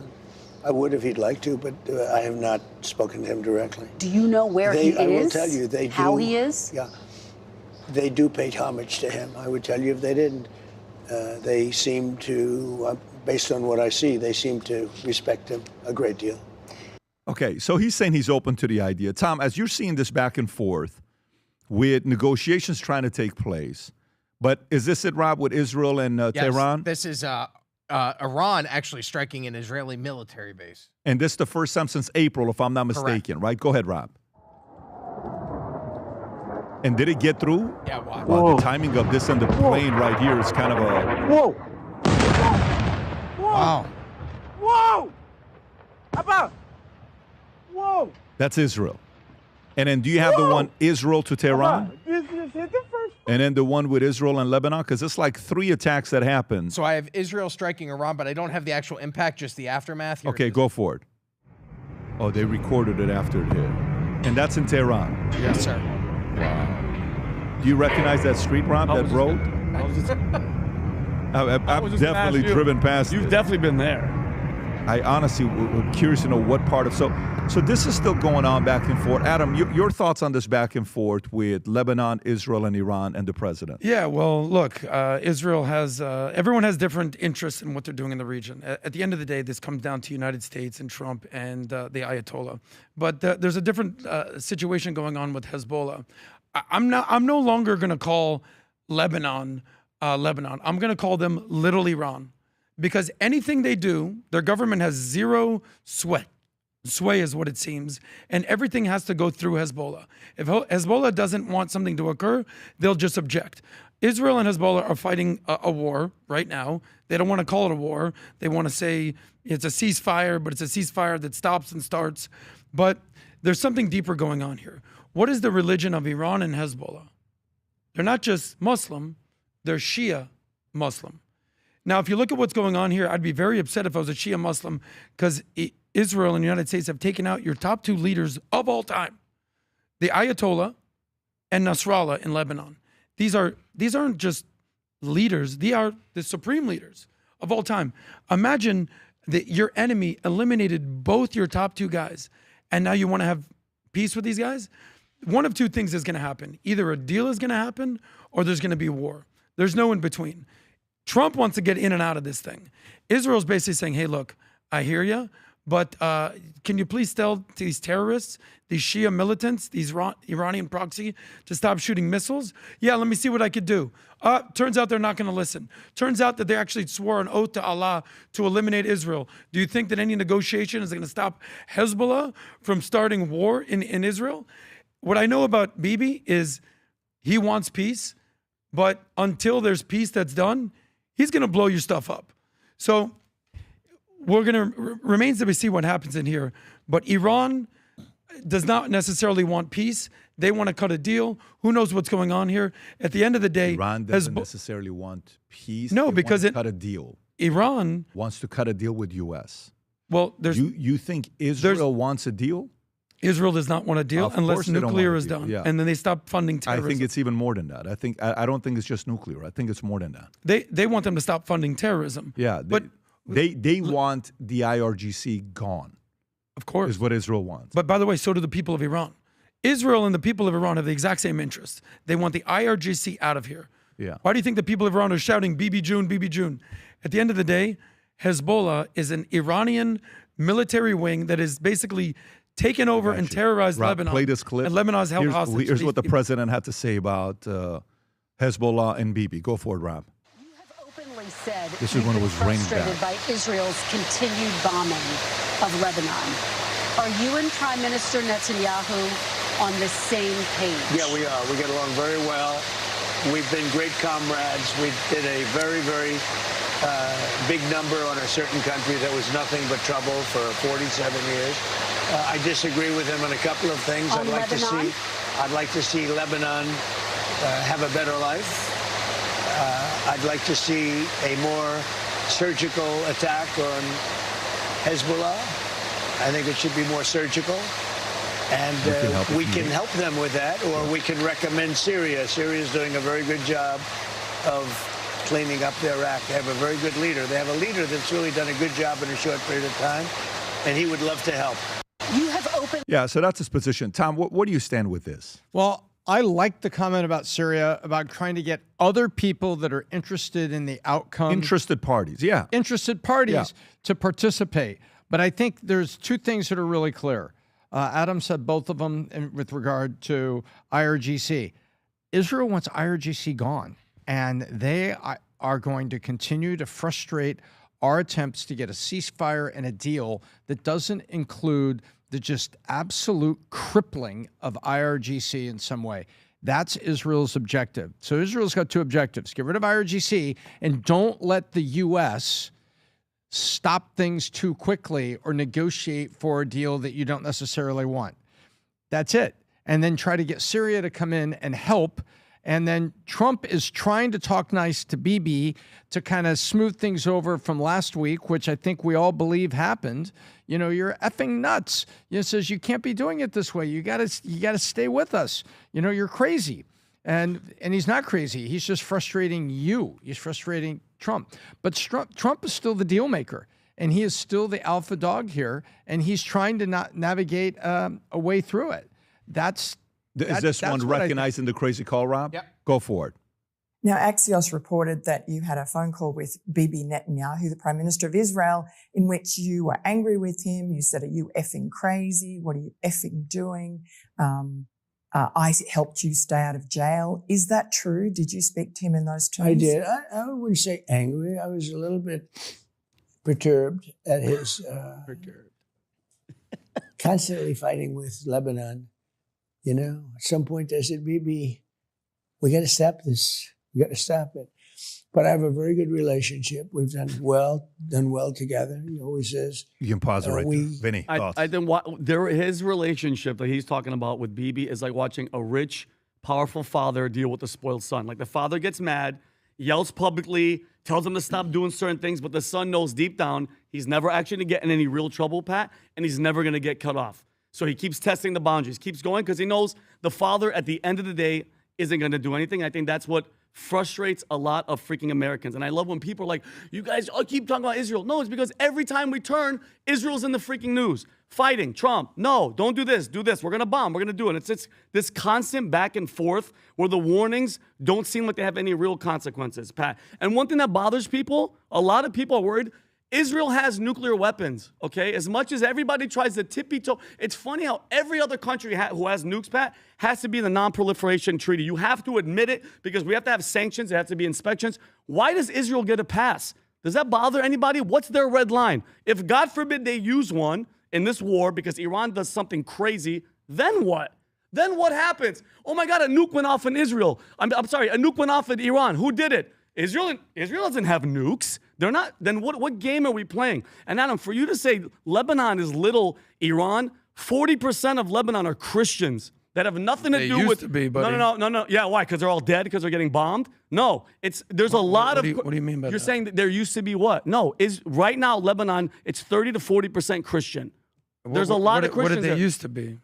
Adam, I'm saying right now, you said it's little Iran. There's a lot of Christians there that aren't Muslim, that aren't even involved with any of this Shia or whatever that are affected. And again, it's always going to be the people. What do you mean? Tom, you talked about the IRGC. But I don't understand what you're trying to say. There's a lot of Christians. You called it little Iran. There's a lot of Christians And then why are all the Christians gone? What do you mean? They're still there. They live there. But it used to be 70% Christian. Why is it down to 30%? You tell me. No, you're the one that made the claim. I'm asking you. I know the answer. Why? So tell me. Before I give you the answer, I'd like to hear your opinion. Why are they moving, Adam? Why would they want to move? But my question is to you, though. Yeah, because maybe there's bombs coming in, Adam. From who? Maybe there's bombs coming in. What do you mean? Israel's on a freaking campaign bombing Lebanon. So they're seizing land. It's not like, Adam, they're not You think the Christians are leaving Lebanon because Israel's bombing them? I would. Who's bombing, Adam? Who's bombing How familiar are you with the history of Lebanon? And it's okay to say not much. I don't know that much. I'm just seeing what's happening in the news right now. Okay. Well, it's not the Jews are not the reason, or Israel's not the reason that Christians are being persecuted in Lebanon. I'll give you one guess of who it is. Go ahead. Who do you think it is? It's the same reason that Egypt used to be Christian, that Syria used to be Christian, that Iraq used to be Christian. Your family is Christian, Assyrian. Who's running the country that you grew up in? Your family It's always been Muslim. Well, Iran? Not always. What do you mean? It used to be Zoroastrian. You're not realizing one simple thing. The Christians are being persecuted by the Muslims. The Coptic Christians were basically taken over by the Muslims. Iraq, your people, Assyrians, I'm shocked you don't know this, were taken over by the Muslims. It's the same thing that happened in Lebanon. Lebanon is the one country in the Middle East where they actually were like, look, guys, let's try to do this experiment. Let's have Christians and Sunnis and Shias all get together. And then the Shia was like, nah.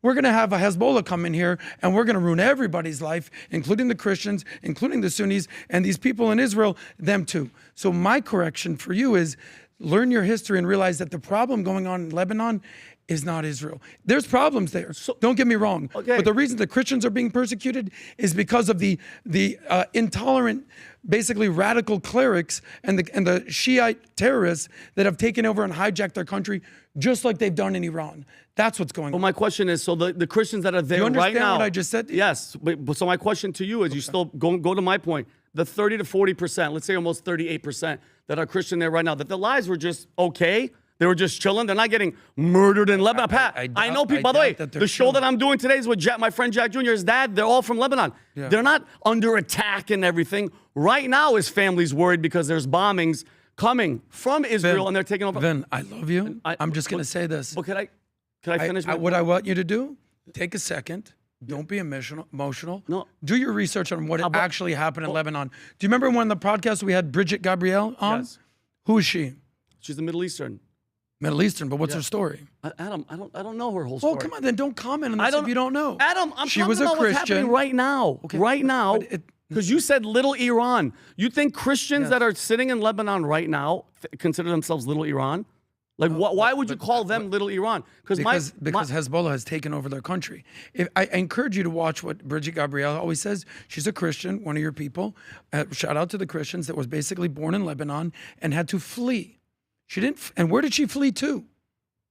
She fled to Israel because basically she was being persecuted for being Christian in her own country. So I encourage you, do some research, find out really the history of Lebanon, of why they basically were the Paris of the Middle East, and now they're in this situation here during with a Hezbollah takeover.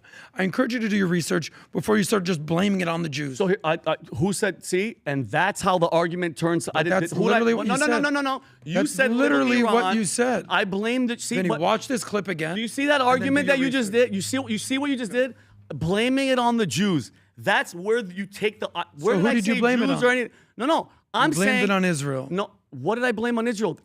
Vinny, I love you. I literally don't think you know what you're talking about. Can I finish? I think you're very clueless on this. Where are you at with this, Tom? Do you have anything to add here? Because no, let's just, for people listening, and they're listening to the debate. No, forget about the people listening. I actually want you to think about what was said here. How do you do you have any feedback to give them? Yeah, I do. I don't think there's been a sweeping change of influence in Lebanon, but Lebanon, we've been looking into this. Lebanon was 60-40 Muslim Christian in the year 2000 with about 4 million people. It's now 70-30 with about 6 million. Where was it before 2000? I don't know, but in very Christian country. But in 25 years since, they are now 70-30 Muslim with the 70% evenly split Shia-Sunni.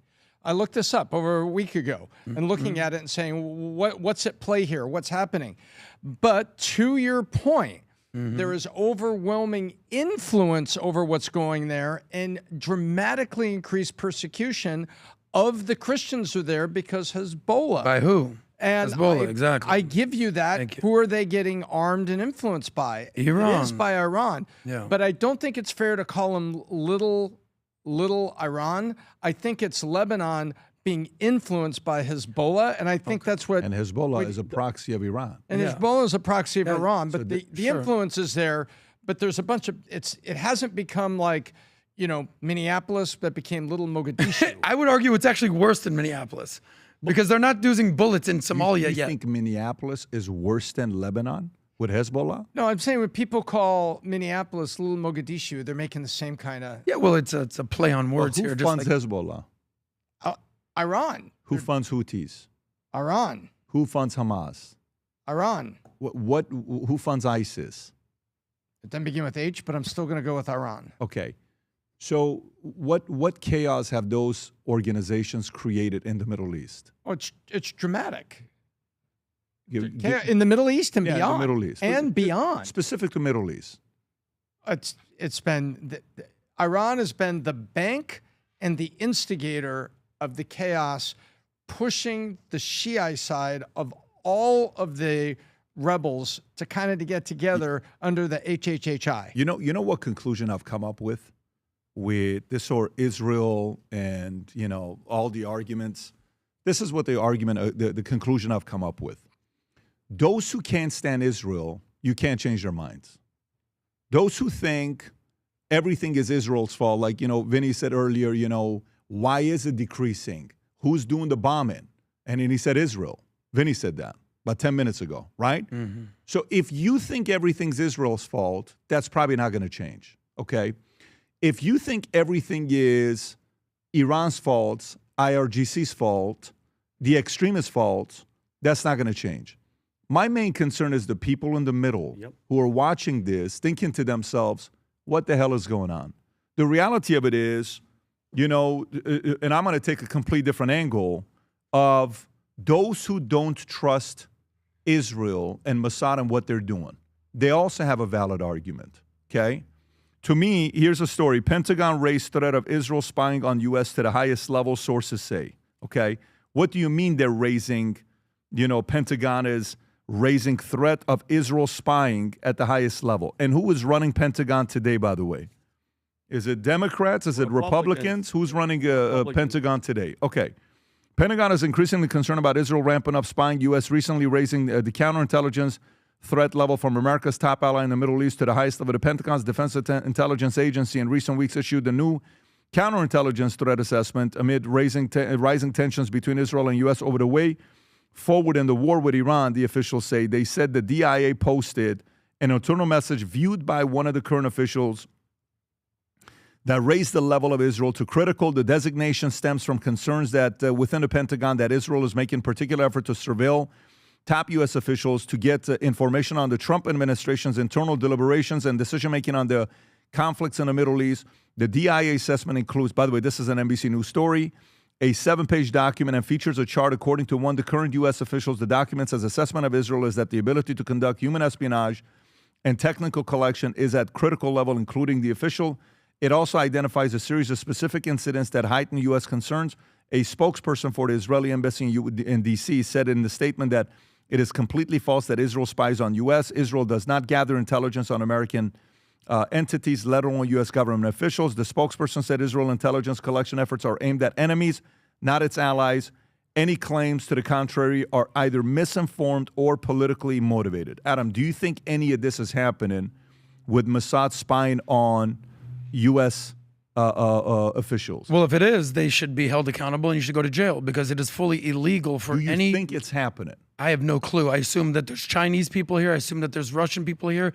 I assume that there's Israeli people here. I would assume that there's MI6 here. Do you think there's what spies do is spy. Do you think there's any spying going on from Mossad to take intel back so they know what's happening in the situation room, negotiations? You're asking me, do I think that spy agencies are spying? Yeah. That's your ally what is spying is what he's saying. Do you think the ally Israel is spying on the United States of America? Are you trying to get me here? No, like I'm saying, what are you guys trying to do? No. I'm saying that I think spy agencies spy. Yeah. I'll just say this.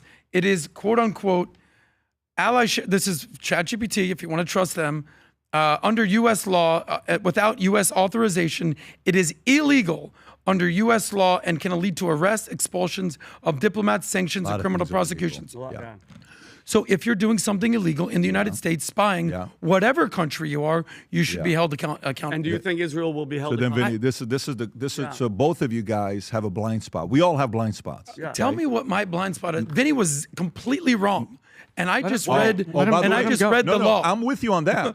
Vinny was not right at all. Vinny's not wrong. Vinny has an opinion that nobody can change his mind. Vinny has been convinced. Vinny's part of the community that believes everything's beyond Israel. I didn't say. I don't agree Vinny, at all. Vinny, you just said a few minutes ago. And by the way, it's okay. But I don't think everything is Israel. But Vinny, maybe not everything. But I don't agree with that at all. If you had to say who's a bigger threat, you would say IRGC or Israel? IRGC. Then why did you say Christians are leaving Israel, Christians are leaving Lebanon because of Israel? Well, because I know people, Pat, that live in Lebanon that... No, but do you realize that there's a Christian president? Christians are leaving Lebanon because of Israel.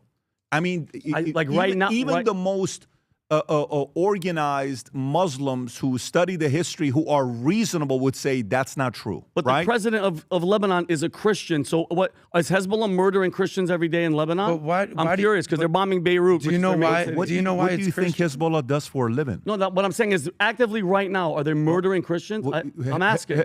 What do you think Hezbollah, Hamas, Houthis, and ISIS does? What do you think their vision? Terrorists. Have you read their mission statement? No. Do you know their mission statement of what they stand for? No. Okay. So if you go look up, Rob, pull up the original mission statement of Hezbollah, Houthis, ISIS, and what was the last one? What was the last one we said? Hamas. What is their mission statement? What is their mission statement? Where they're at, okay? 1985, Open Letter Manifesto. The group's fundamental goal was the expulsion of American and Israeli forces from Lebanon. This is Hezbollah. Expulsion of American Israel forces from Lebanon, the complete destruction of the state of Israel, and the establishment of an Islamic State in Lebanon, operating under strict law. That's the manifesto of Hezbollah. I know you don't support that. At all. Okay, let me go to the next one. Houthis.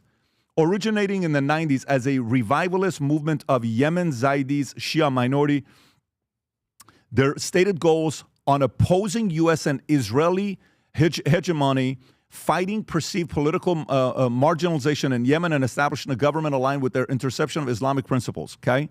ISIS. Growing out of al-Qaeda in Iraq, ISIS's primary transition was the violent overthrow of existing Middle Eastern governments to establish a borderless global Islamic caliphate governed by fundamentalist interpretation of Sharia law. This is their original mission statement, okay? Not whatever anybody says today on YouTube. Hamas, outlined in 1988 foundational charter, Hamas, an offshoot of the Palestinian Muslim Brotherhood, stated that all historic Palestine is an Islamic endowment and called the destruction of the state of Israel through jihad to establish the Islamic State, while a 2017 revised document softened it. But that's the original. So if that's your vision and mission statement, I know you're not for that. This is not something that you're for. But in the like, I read this story about Pentagon with Israel spying. What do you think my position is with Israel spying? What do you think I'm at with it? You're not a fan of it at all? Do you think I think they're spying? 100%. I 100% believe they're spying. Yes. Do you think I think Bibi wants the deal to get done with Iran? Absolutely not. Absolutely not. He doesn't want. Okay. Do you think I think that Bibi is a guy that will listen to anything anybody else says, or do you think he's going to be Israel first and doing what he thinks is right for his state? Israel first and what He's going to be, okay, but do you think I think that Trump is controlled by Israel? No. That's the part where I differ with others. Okay. And I don't know where you are with that. I don't, okay, ready for this? Number one, for anybody that knows me, I'm not one of these losers, streamers, from all of them that everything is Israel. Absolutely not. I just want accountability when it comes to stuff like the spying. And Adam, you want to talk about history, know your history. John Kiriakou was here talking about it live, talking about everything that Israel does and bugs everybody. John Kiriakou has the most credibility out there. Adam, you're still in denial, which is fine because I just want accountability. What am I in doubt? When they're spying on us, hold on, here's my thing. When they're spying, Pat, when their Pentagon is admitting it, when they have nukes but nobody could say it, when they're doing all this stuff, can we just hold them accountable, like you said, Adam, put people in jail? It's not about blaming them, but it's for instance, the first story, this story started that the president keeps arguing back and forth with BD. I'm tired of it. Because we have to pretend like, oh, here we go. No, don't bomb this, don't bomb this. Because at the end of the day, Pat, what's the goal? This whole thing started with Iran to save the people, but the New York Times reported that in the Situation Room, Israel kept pushing for this thing and said, regime change. So here's my question, because we're all about solutions. How do you get rid of the IRGC? That's the goal. How do you do it? Give me that goal. Give me that prescription. I'm very curious because they're evil. They suck, and I hope that they're all wiped out. How do we do it? Because the people are the ones that I care about. I can give a damn. I know, Pat. I give Vinny, you're not going to like the answer on how you do it. That's bad. No, but let me ask you, how do you do it?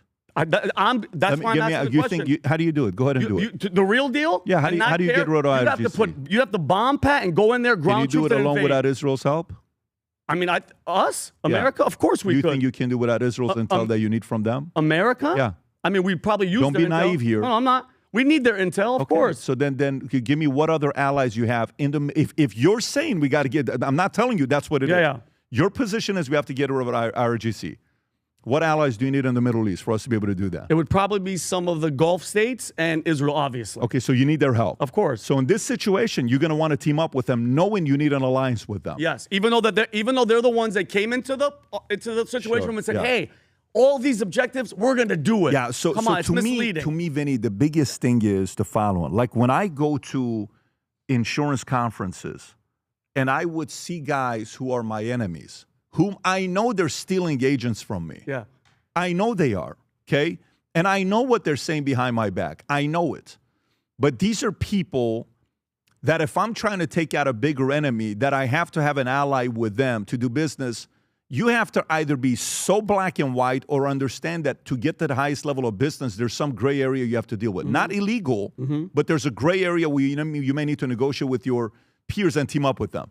In a situation like this, I mean, if you want to go after IRGC, Vinny, even if you were the world leader, you would need to talk to Bibi. 100%. You would need to befriend him. You would need to be able to do deals with him. And that's what this guy's doing. So to me, I think there is spying going on, and it's not because of what John Kiriakou said, but I'll speak to 5 different CIA officers, and they'll tell me the same thing and say, they spy, we all are spying on each other. Literally, it's like one of those things where you sit in a room. You ever seen Mr. and Mrs. Smith? Yes. Remember with Angelina Jolie, and they both kind of know, hey, she's trying to kill me, I'm trying to kill you, but I love you. Yeah. You know what I'm saying? It's one of those weird situations. I think this is a very weird place where my only hopes is that this thing gets done by June 14th. And that cutoff day is coming what? Where we at 6 more days. I would love to see one day we wake up and it says the deal has been done. Now, will that happen or not? I don't know. I don't know if the deal's going to get done by then or not. I'm still optimistic that day takes place. and we move on from it. Adam, I'll give you last thoughts on this. Yeah, And we'll look, go. I totally appreciate that there's a lot of people in America that are not fans of Bibi. By the way, there's a lot of people in America that are not fans of Trump. But we live in a society that has what is called elections. When's the last time they had an election, a real election in Iran? When's the last time they had a real election in Russia or China or North Korea? Yeah. We have elections. And the reality is Trump got elected. And what's his approval ratings at this point? 40-something? By the way, do you know who also hates Bibi? Half of Israel. So understand that it's a democracy. So there's a lot of people, unfortunately, that have TDS in America and then have IDS, Israel Derangement Syndrome, all over the world. And they can't just basically think clearly. Here's what I believe. I think Trump, in conjunction with Bibi and a few other people, are literally saving the Western world from Islamists, Marxists, Do you believe the that? woke agenda. Do you believe that? What was it? No. Do you believe that Trump and Bibi are saving the Western world?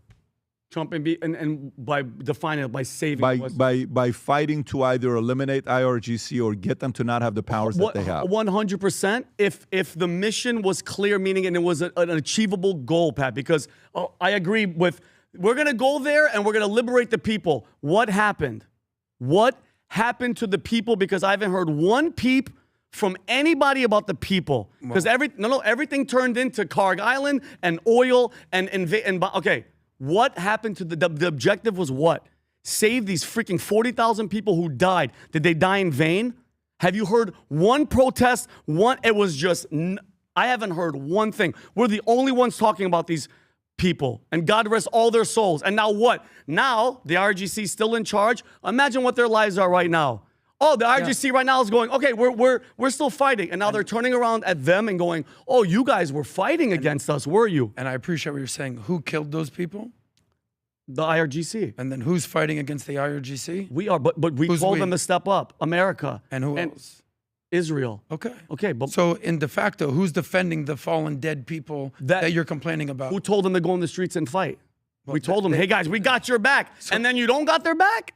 It's not. No, Adam, you can't say all right. I feel like we're just going around in circles. I don't know who you're calling out. No, what I'm okay, guys. So Vinny, let me. I don't know what you're doing. I wish I could find this one, and I've heard you saying that many times, but let me go to it. But is it a fact? What I'm saying? It's not about whether it's a fact or not. Let me tell you where this goes. I wish I could find a chapter to read this to you. So I'm reading a book right now, which it's a decent book. I don't know if I recommend it to everybody, but it's a decent book. The book is called CEO Excellence by two senior partners, written by McKinsey. A little bit too much DEI stuff and climate change stuff for my cup of tea, but it's a decent book. One of the things it talks about is the relationship with boards.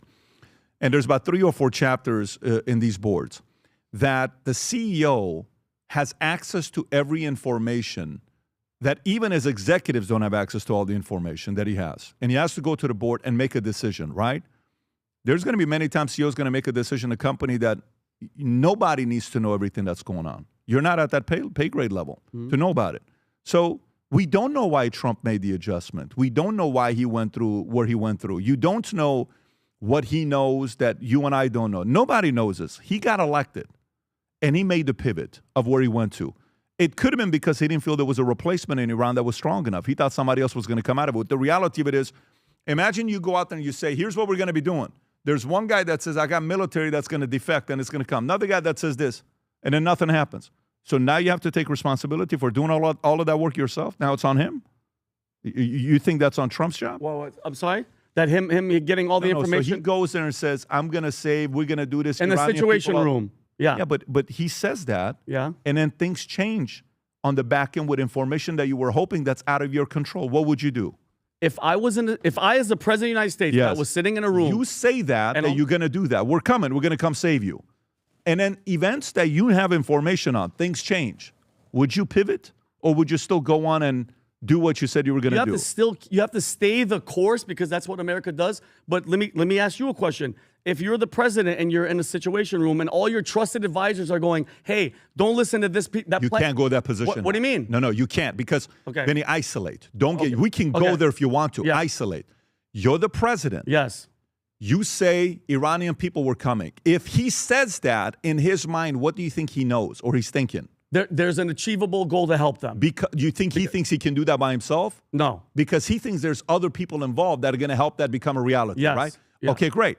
So now you realize those other people that you initially assumed are strong. Maybe your people said they're strong. Maybe half of them said they're not. You took the risk. I'm going with it. Yeah. All of a sudden, situation changes. You realize no military is defecting.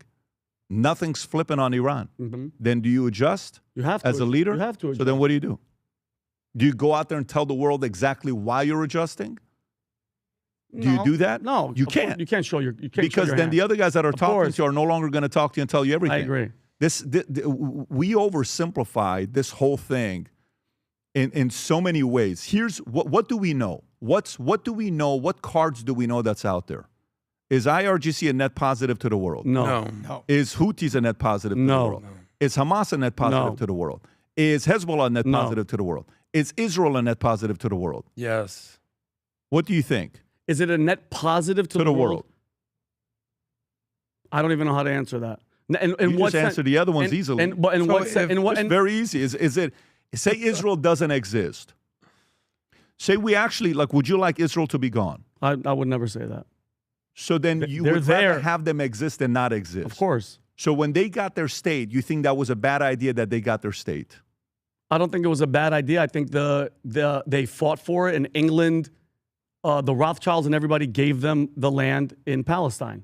Okay. Correct? So what I'm saying to you is today is the Middle East a better place if Israel didn't exist? Is the Middle East a better place if Israel? I don't think so, because it would be all ran by the same. So why don't you take that position? So the position is what? Your position is what? What do you mean? It's a better place. It's a better place with Israel there, obviously, because if not, we'd have everybody would hate us. Yeah, so that's a position now. Yeah. So let me What do you mean recap. hate us? Hate America. Why If everybody was Hezbollah, Houthi, Iran, and everybody, they would hate the world today hates Israel more or America more? Israel. Who do you think? The world? Yeah. So if I go and poll people in the world, and they said, who do they hate more, Israel or U.S.? What do you think they would say? In the world? Honestly, Tom, I'm not talking Americans outside. But America, Pat, or Israel as a nation? Israel as a nation, led by Bibi, or U.S.? Who do you think they hate more? Wow. Remember, the world population of religions, just go basic math. Yeah. Almost 2 billion people that are Muslims in the world. Do you think they hate Israel more or America more? I mean, we've done a lot of damage to Muslims. This is actually a very simple thing, Vinny. Who do you think they hate more? Tom, what do you think? They hate us because to them, so we say, oh, look at Iran with Houthis, Hezbollah, Hamas. They look at the U.S. and they make their own list. Oh, the great Satan and all of its daughters. We started the wars. They hate us because we represent the Rob, I good think there's actually and the a chart power on this. to drive it. Yeah. Who is the most hated man in the world? Donald Trump. Guys, no, he's not. It's Bibi. No, it's Bibi's number one. Yeah. Really? Oh, yeah. This report came out 6 months ago. It was a report. I even think we talked about it, Vinny. I even think we talked about it. So we were right, though. America, because of all the wars and everything that we started, people hate America. But I think U.S. is considered. There was a thing that came out where he was number one. I think Musk was two, or Musk was one. We talked about this, Rob. You're going to find this. I guarantee you, Rob's going to find this on who were the most hated. It was a major Gallup poll tracking public favorability as the most disliked public figures.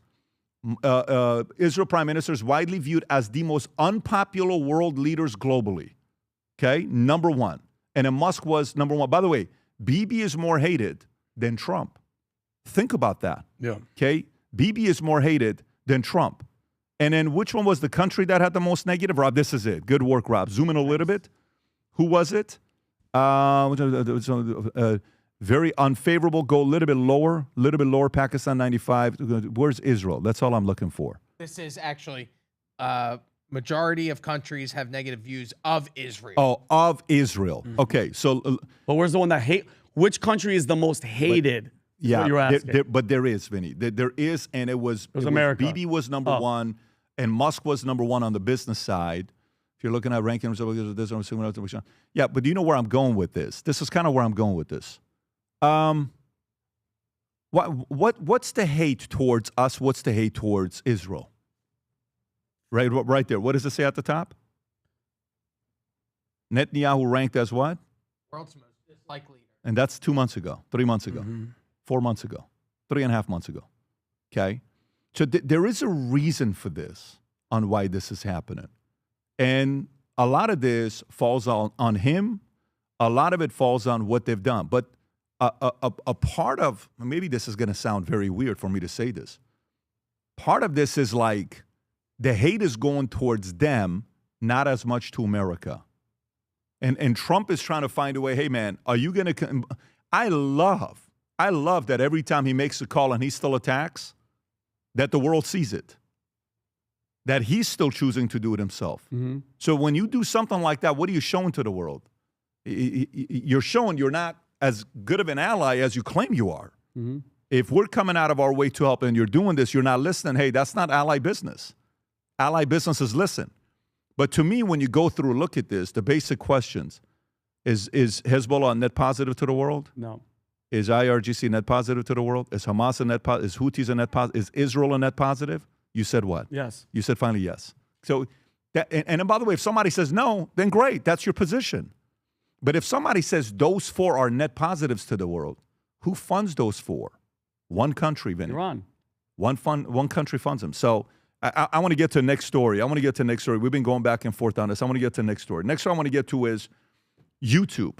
YouTubers taking over Hollywood. Rob, what a weird transition. We went from that to this, but we're gonna do that. That's Hezbollah, the PBD podcast. Hey, move it. Hey, we'll have the conversations. You're damn right. And the audience can debate, argue, say whatever you want, but it is what it is. Let me go to the story. Rob, what page is this with the YouTuber?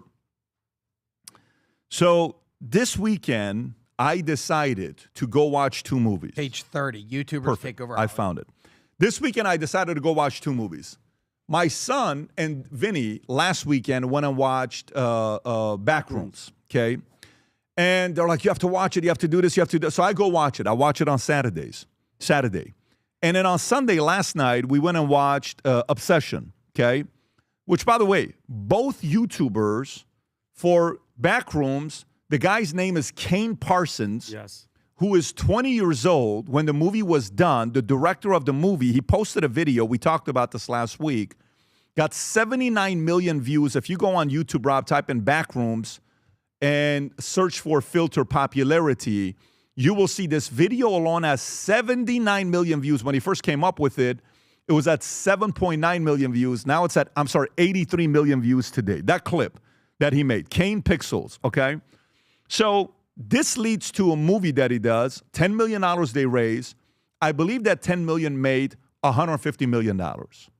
Then you have Curry Barker, 26 years old, Vinny, at any time correct me, 26 years old, who decides to do this movie Obsession, which is a girl that gets obsessed because this one thing that you crack and make a wish, and he says, I wish she loved me. More than anything in the world. More than anything in the world. And by the way, when it happens within a second, it's the scene. He's in the car. He breaks it. What's the girl's name in the movie? What was her name? Anna? I don't know what the girl's name was in the movie. Her real name is Indy Navarrete. Indy Navarrete, which, by the way, she made the flipping movie. You ready for this? $750,000 is how much it costs to do the movie. The movie's made $150 million. 200x rate of return. By the way, if anybody knows Indy Navarrete, Vinny kind of likes her, okay? Oh, yeah, man? She was ridiculous. And by the way, she is about to become a superstar. If you haven't seen, she crushed it, right? Yep. $750,000 makes $150 million. And by the way, Mandalorian came out a couple weeks ago. Yep. Mandalorian, the budget, everything, marketing was $300 million. It's made $240 million, which means it's lost already $60 million on the $300 million investment. So what's the story here?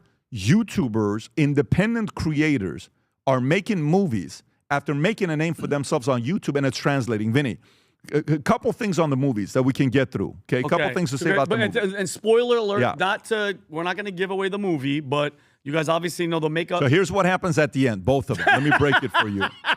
Everybody's dead. No, I'm joking. But so, Pat, just FYI, Indy Navarrete, she used to be a Call of Duty streamer. I know Alberto would love that. First movie in 40 years to make more money in its third weekend than its first 2 weekends. It's amazing, Pat. It's just I love the fact that Hollywood, like I don't want to call it Hollywood, but like the independent, the horror movies are back. You don't need to spend, like you said, $300 million with advertising and CGI and this and that. If the writing is good and there's a following and you're actually getting scared, it's so freaking worth it. And it's like actual, like Pat, look at how great the movie is. You have a beautiful girl that keeps that audience like, oh my God, look how gorgeous she is. They don't show anything crazy, but they're revealing that. Well, I mean, they showed a few crazy things. They did show a couple. Can I see a pic already? This the beautiful girl that you keep talking about? That's her right there. No, that's not. Yeah, Rob, go to Google and do it. There's a couple scenes that she acts. Oh, it's ridiculous. And let me tell you, she will. There's a couple scenes right there. She looks like a very nice person. No, by the way, the way she played, Adam, I think she's got a dark side. I'm convinced. Even better. She definitely does. So bad thing about it. Writing, good ending, the acting, obviously they put beautiful people in there. And then he was he's dying laughing to where our section was laughing.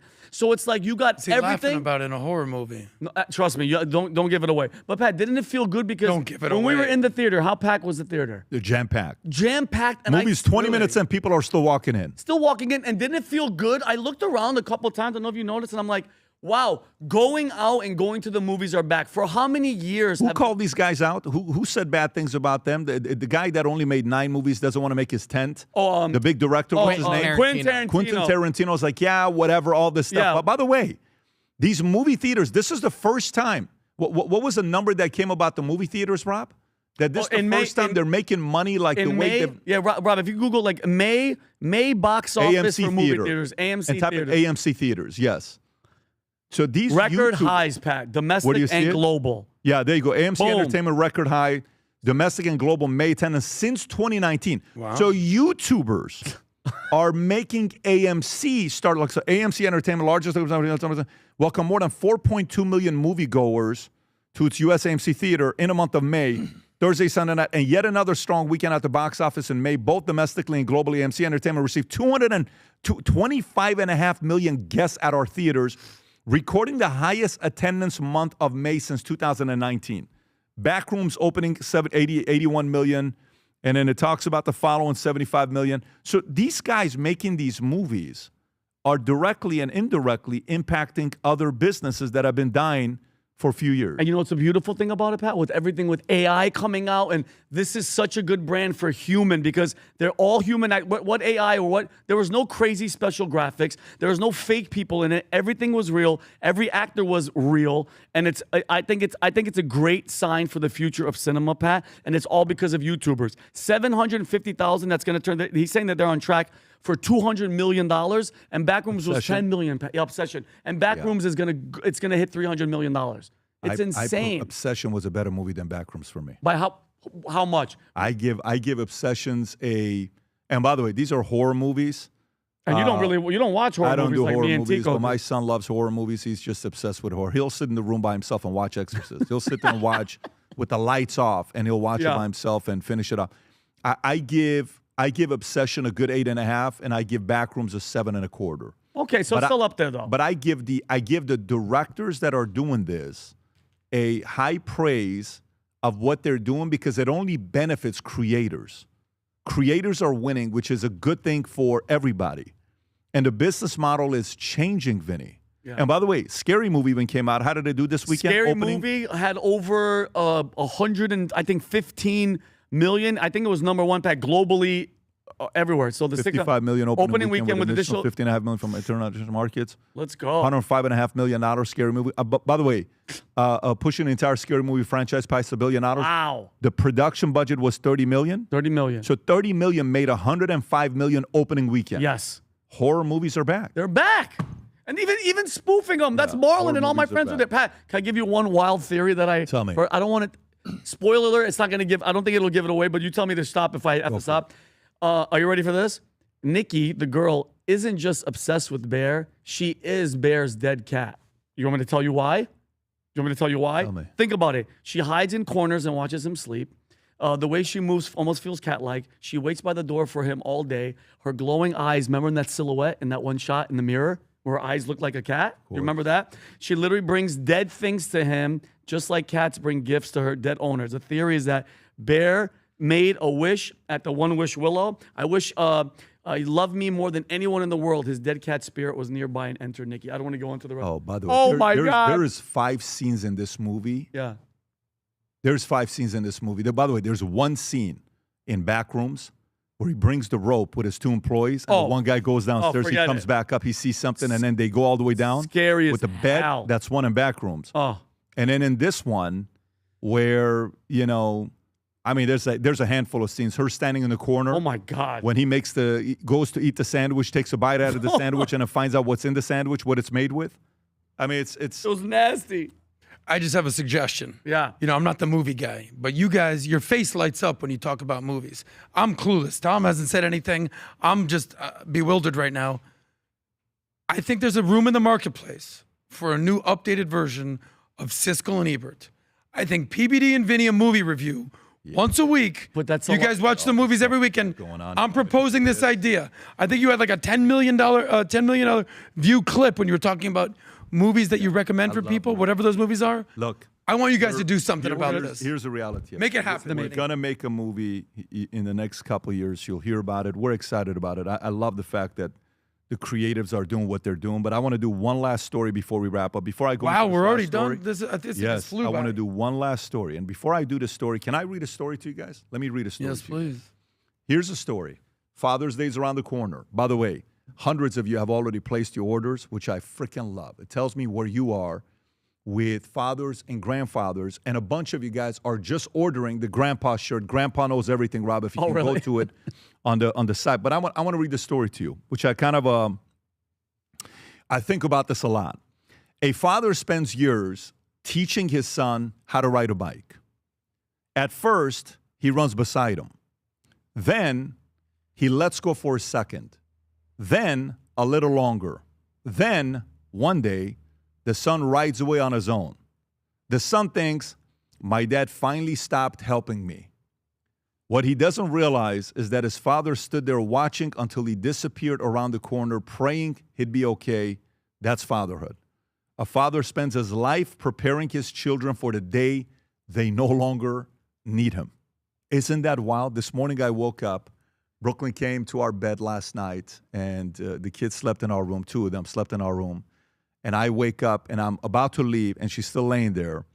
And I said, you know what? Let me just record this for myself for footage, because I may never see this again. You know, as they age, your oldest son doesn't come in anymore. I take the video, and I just record Brooklyn in our bed. Literally, I record Brooklyn in our bed, and look at this. Oh, that face, Vinny. I record this. What in is she our bed, What is she dreaming about? You know, and she's just laying there with her tattoos. with the way she put. And she got all these tattoos, fake tattoos yesterday on her.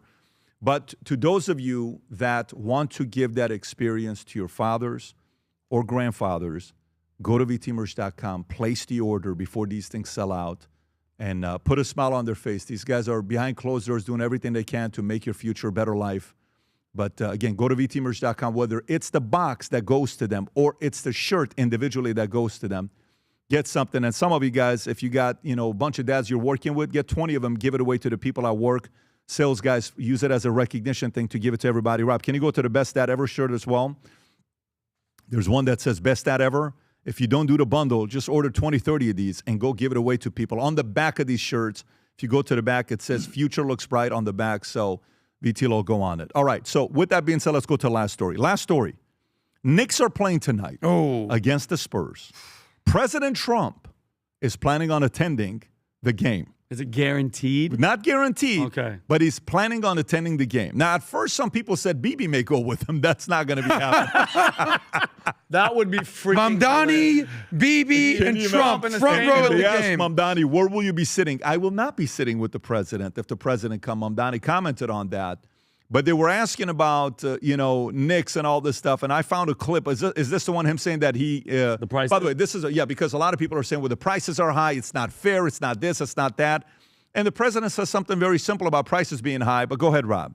The cheapest price for the game 3 you're going to is $8,000. It's not, by the way, $11,000. Kids can't afford these sports. Well, I know, but they can watch it on television. It's sort of semi-free to watch it on television, but... That's the way life goes. You have some, and Now, if the team wasn't a big success, you could go very easily. So, you can do that too. But that's the way life is. They've had great success. And don't forget, they've suffered also losses, and they've suffered during the bad time. Now they have a good time. They have a team that's amazing. I don't think they've lost a playoff game, right? And by the way, so a lot of people are like, well, why would he go? Why would he do this? Why would he do that? There's a clip that was circulating, Rob. I think I sent it to you, of him. Oh. This is Ewing after his interview. Watch what he does right after. And by the way, a lot of people say Ewing is possibly the greatest Knick, if not a top 3 greatest Knick of all time, because you got Frazier, you got a few different names. Willis. Watch this one here. Go ahead. You glad your teammates didn't come off the bench this time? I'm glad we got the win. Yeah. Thanks a lot. Let's go back to Watch this. All right, Craig, and a lot of defense, too, because the Pacers were held scoreless in the last You haven't seen this? No. Look at this. Trump's been around for 50 years. He's been around for But wait, he's the racist and he hates black people. Why would he do that? So what do you think? By the way, one, do you think he's going to show up? Two, how do you think they're going to boo? They're going to, because, Stephen A. had some things to say about it. You think they're going to boo? You think they're going to react negatively, positively? What do you think is going to happen? I think New York, Pat, they're obviously going to boo. It'll be a mixed emotion, more boos. But guess what? He's going to sit there and he's going to smile and he's going to be like, guess what? I didn't pay for this ticket. I'm here. Tom. I think the whole premise of the question from the reporter, as if it's Trump's fault that the ticket prices are high. We're asking him a gotcha question, and he gives a very, very balanced answer. So that's, once again, the media at work. And then Mandami and all the circus that are going to be there on his side, as if the Knicks haven't suffered enough over the years. They certainly don't need that.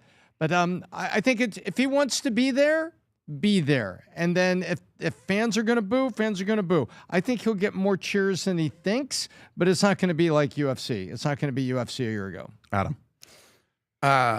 Can you run a poll, Rob? I want to know what people will say. Run a poll to see, is he going to get more boos or more cheers? Go ahead, Adam. I'm a little torn right now. I hate the Knicks. I've never liked the Knicks. I'm a Heat fan. One of the greatest joys of my life is watching the Heat win their multiple championships, whether it was Shaq and Wade, whether it was LeBron and Wade and Bosh, and with Jimmy Butler going to the finals twice with the Heat. I hate the Knicks, but at the same time, I like a good story. I think Jalen Brunson is the most underrated player in the NBA, and people realize that this guy is an absolute stud at this point. But at the end of the day, I don't want Mamdani having any victories at all. Zero. By the way, I think that guy is just a. I know. That guy very is big. Look, you know what he's going to say? Smiling, lying. Yeah, of course. Yeah. This communist shows up, and all of a sudden the Knicks are good. I think Wemby is going to show up tonight. This alien freak of nature is going to actually win a game. Do you think the Knicks are going to sweep the Spurs? If they do, they got more than Trump, more than BB. They got Hashem looking down on them.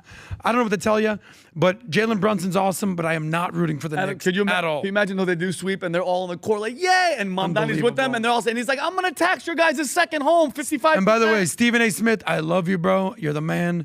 I want you weeping and crying tonight, brother. What does Stephen A. say about it? He says about Trump. He says, I don't want Trump showing up. I don't want Obama showing up. I don't want nobody showing up. Let me see it.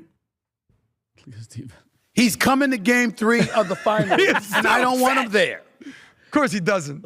He's coming to Game 4 of the NBA Finals, and I don't want him there. Doesn't matter what you want, Stephen A. And it has nothing to do with politics, policy, or anything Yes, it like does. that. It has everything to do with him disrupting and contributing at the same time to the chaos that's going to be existing at Madison Square Garden. If there was ever a time, if it were Barack Obama coming to the Garden, I would say stay home. He's being Stay real. at the White House. If it was George W. or Clinton or somebody, stay at the White House. Don't come. You don't understand. I'm going to come. What Monday is going to be like in New York City. Oh, I agree with him there. Chaos. Oh my The subways will never be more packed. Yeah. God forbid. Don't drive your cars in Midtown. I'm trying to tell you, it'll be a parking lot. There is nothing short of madness that is coming the way. Great take. So do you think, okay, do you, because if it's a sweep, I mean, when's the last time Well, let me tell you why I think there's no winning here for the president, and I'll explain to you why. Okay. I'll give you my position. I think there's winning if the Knicks were down 2-0. and he goes and they win. Yeah. Okay. But because the Knicks are up 2-0, if he goes and they get their first loss, the loss, they're going to blame everything on every cover of New York Times, Post, every sports, everything's going to say Trump. The bad luck charm. By the way, if he goes and they win, it's going to be like, okay, they've been on a 12, 13-game win streak, so it's not like you're the reason. They haven't won for a month and a half. They haven't lost for a month and a half. It's not like you did it. But if he goes and they end up sweeping, okay, cool, maybe it's fine. But if he goes, and I'm telling you right now, Vinny. No, let me tell you. If he go, I'm telling you right, if he goes, oh God, and the Spurs come back and win 4-2 or 4-3, this may be, but Knicks and they will forgive the Iranian deal. They will not forgive this deal. That's fine. They're going to be like, you know what? Oh my God. Forget about all the Israel, BB, Iran, everything, economy, gas prices. You ruined it. You're the reason for it. Yeah. So I don't know. If I'm an advisor, I'm gonna be like, look, you can do whatever you're gonna do. Has anybody ever been swept in the championship? Yes, of course. Swept? Like Shaq. finals? First time he went to the finals. Magic. Yeah.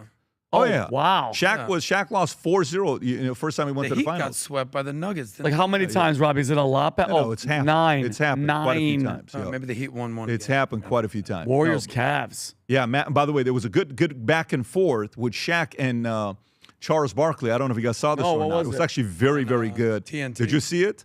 Did you guys? No, You don't do basketball. You're not I good watch at it all the basketball. time. What was this one? So Shaq and Barkley Was that were just going back and forth. was that a little jab at me? It was. Shaq and Barkley are going back and forth. And you know what the discussion was about? Winning championships. The cat is better than Wemby. Yeah. So the argument was, no, this is not it. No, they literally are screaming at each other. I think this is. Let's see yeah, that. Rob, you have to find it. Screaming. Just put Shaq and Barkley argue over Wemby. Just argue. Yeah. So when you see this, and then Barkley finally says, Shaq, stop acting like everybody has to show up. You got swept. Okay. Just type in swept. Okay, type in swept right after that. Swept. Yeah, anyways, there was a big back and forth between two. Yeah, you're not going to find it. I'll find it. I want to see it. So anyways, it was such a great clip between the two of them where he's like, hey, what are you talking about? He said, Wemby's not playing. Wemby's not playing the way he should. And Barkley's like, dude, you got swept 4-0 against the freaking Rockets. Oh, he does that? And then it was like, it got very, very, but it was good for TV. Good. It was good for TV between two of them. Barkley is made for TV. Shaq is not. And then Shaq says, dude, Shaq says, you played 16 seasons, you never won a championship. Yeah, unfortunately, Shaq Barkley's played, never going to live that down. Huh? Barkley's never going to live that down. He accepts it, though. He accepts it. So anyways. Anyway, what's your prediction tonight? Tonight? What's your prediction tonight? What's your prediction for the series? Well, listen. I'm leaning toward, I want Wemby to win the whole thing because I always look at things as who's a better number one. I don't think, I think you have city, then you have face of the NBA. Jalen's not the face of the NBA. No. He's just not. He's not even top 3 face of the NBA. He's great for little guys that make it into the NBA. Like Steph Curry was very good for everybody feeling like they can get into the NBA. So Jalen is good for the little guy to feel that they can get in the NBA and fight. Some of the old clips you see with Jalen and his dad, they're the best. You ever seen these old clips? You know who his dad is, right? His dad played 10 seconds in the finals. No. His dad played 10 seconds in the NBA finals. I had no idea. You didn't know that? Yeah, No. his dad played 10 seconds in the NBA finals. His dad did. So it's actually a very good story of what's going on here. Yeah, his dad played. Rob, can you fact check me if his dad played 10 seconds in the finals? Rick Brunson? Yeah. He was a player. I mean, but this is an instance where the son is infinitely better than the father. What is it? Brunson got 9 seconds. Look at this video. 9 seconds in the Knicks' last NBA Finals. Jalen finally gets a chance to finish the story. So I don't know. Wow. 2 years old. I think if I'm a betting man, Knicks are winning it all.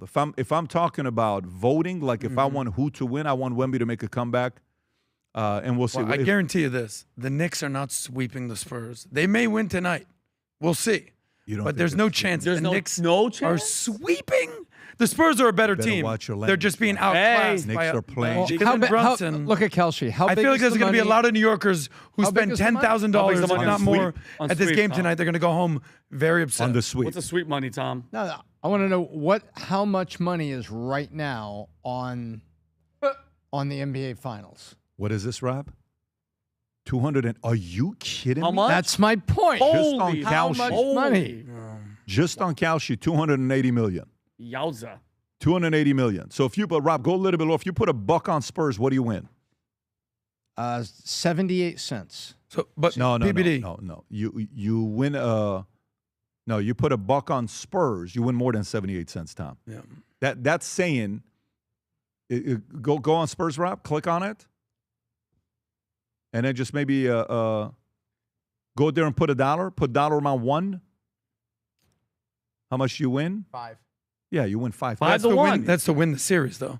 So if you're advising, Trump, yeah, your inner circle, yeah, he says, Patrick, I'm going to go to the game tonight. Do you want to go? What do you tell him? He's going to go. But what would you tell him? Would you say, don't go, sir?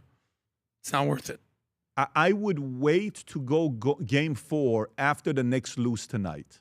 Good point. If the Knicks lose tonight, go to the next game. Okay. Don't go on a 12-game win. There is nothing, you know what it is. Never, ever follow a king who's been winning nonstop. There is no winning to it. Mm-hmm.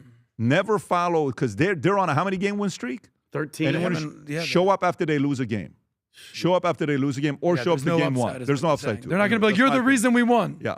Anyway, go Spurs tonight, guys. No. With that being said, hot cakes, hot takes. You ready? Vinny, who's your guess on hot cakes, hot takes? Byron Donalds. We're premiering it at 11:30. So all you guys, Rob's going to put the link in. Can I also, Pat? Tomorrow night at 7:30, me and the great Rob Gargiulo and my boy Jack Asadorian are performing at the Improv, Fort Lauderdale Improv at 7:30. Oh, that's Jack. That's he is funny. Oh, he's he's Armenian, Lebanese, Armenian. That's him. Hell.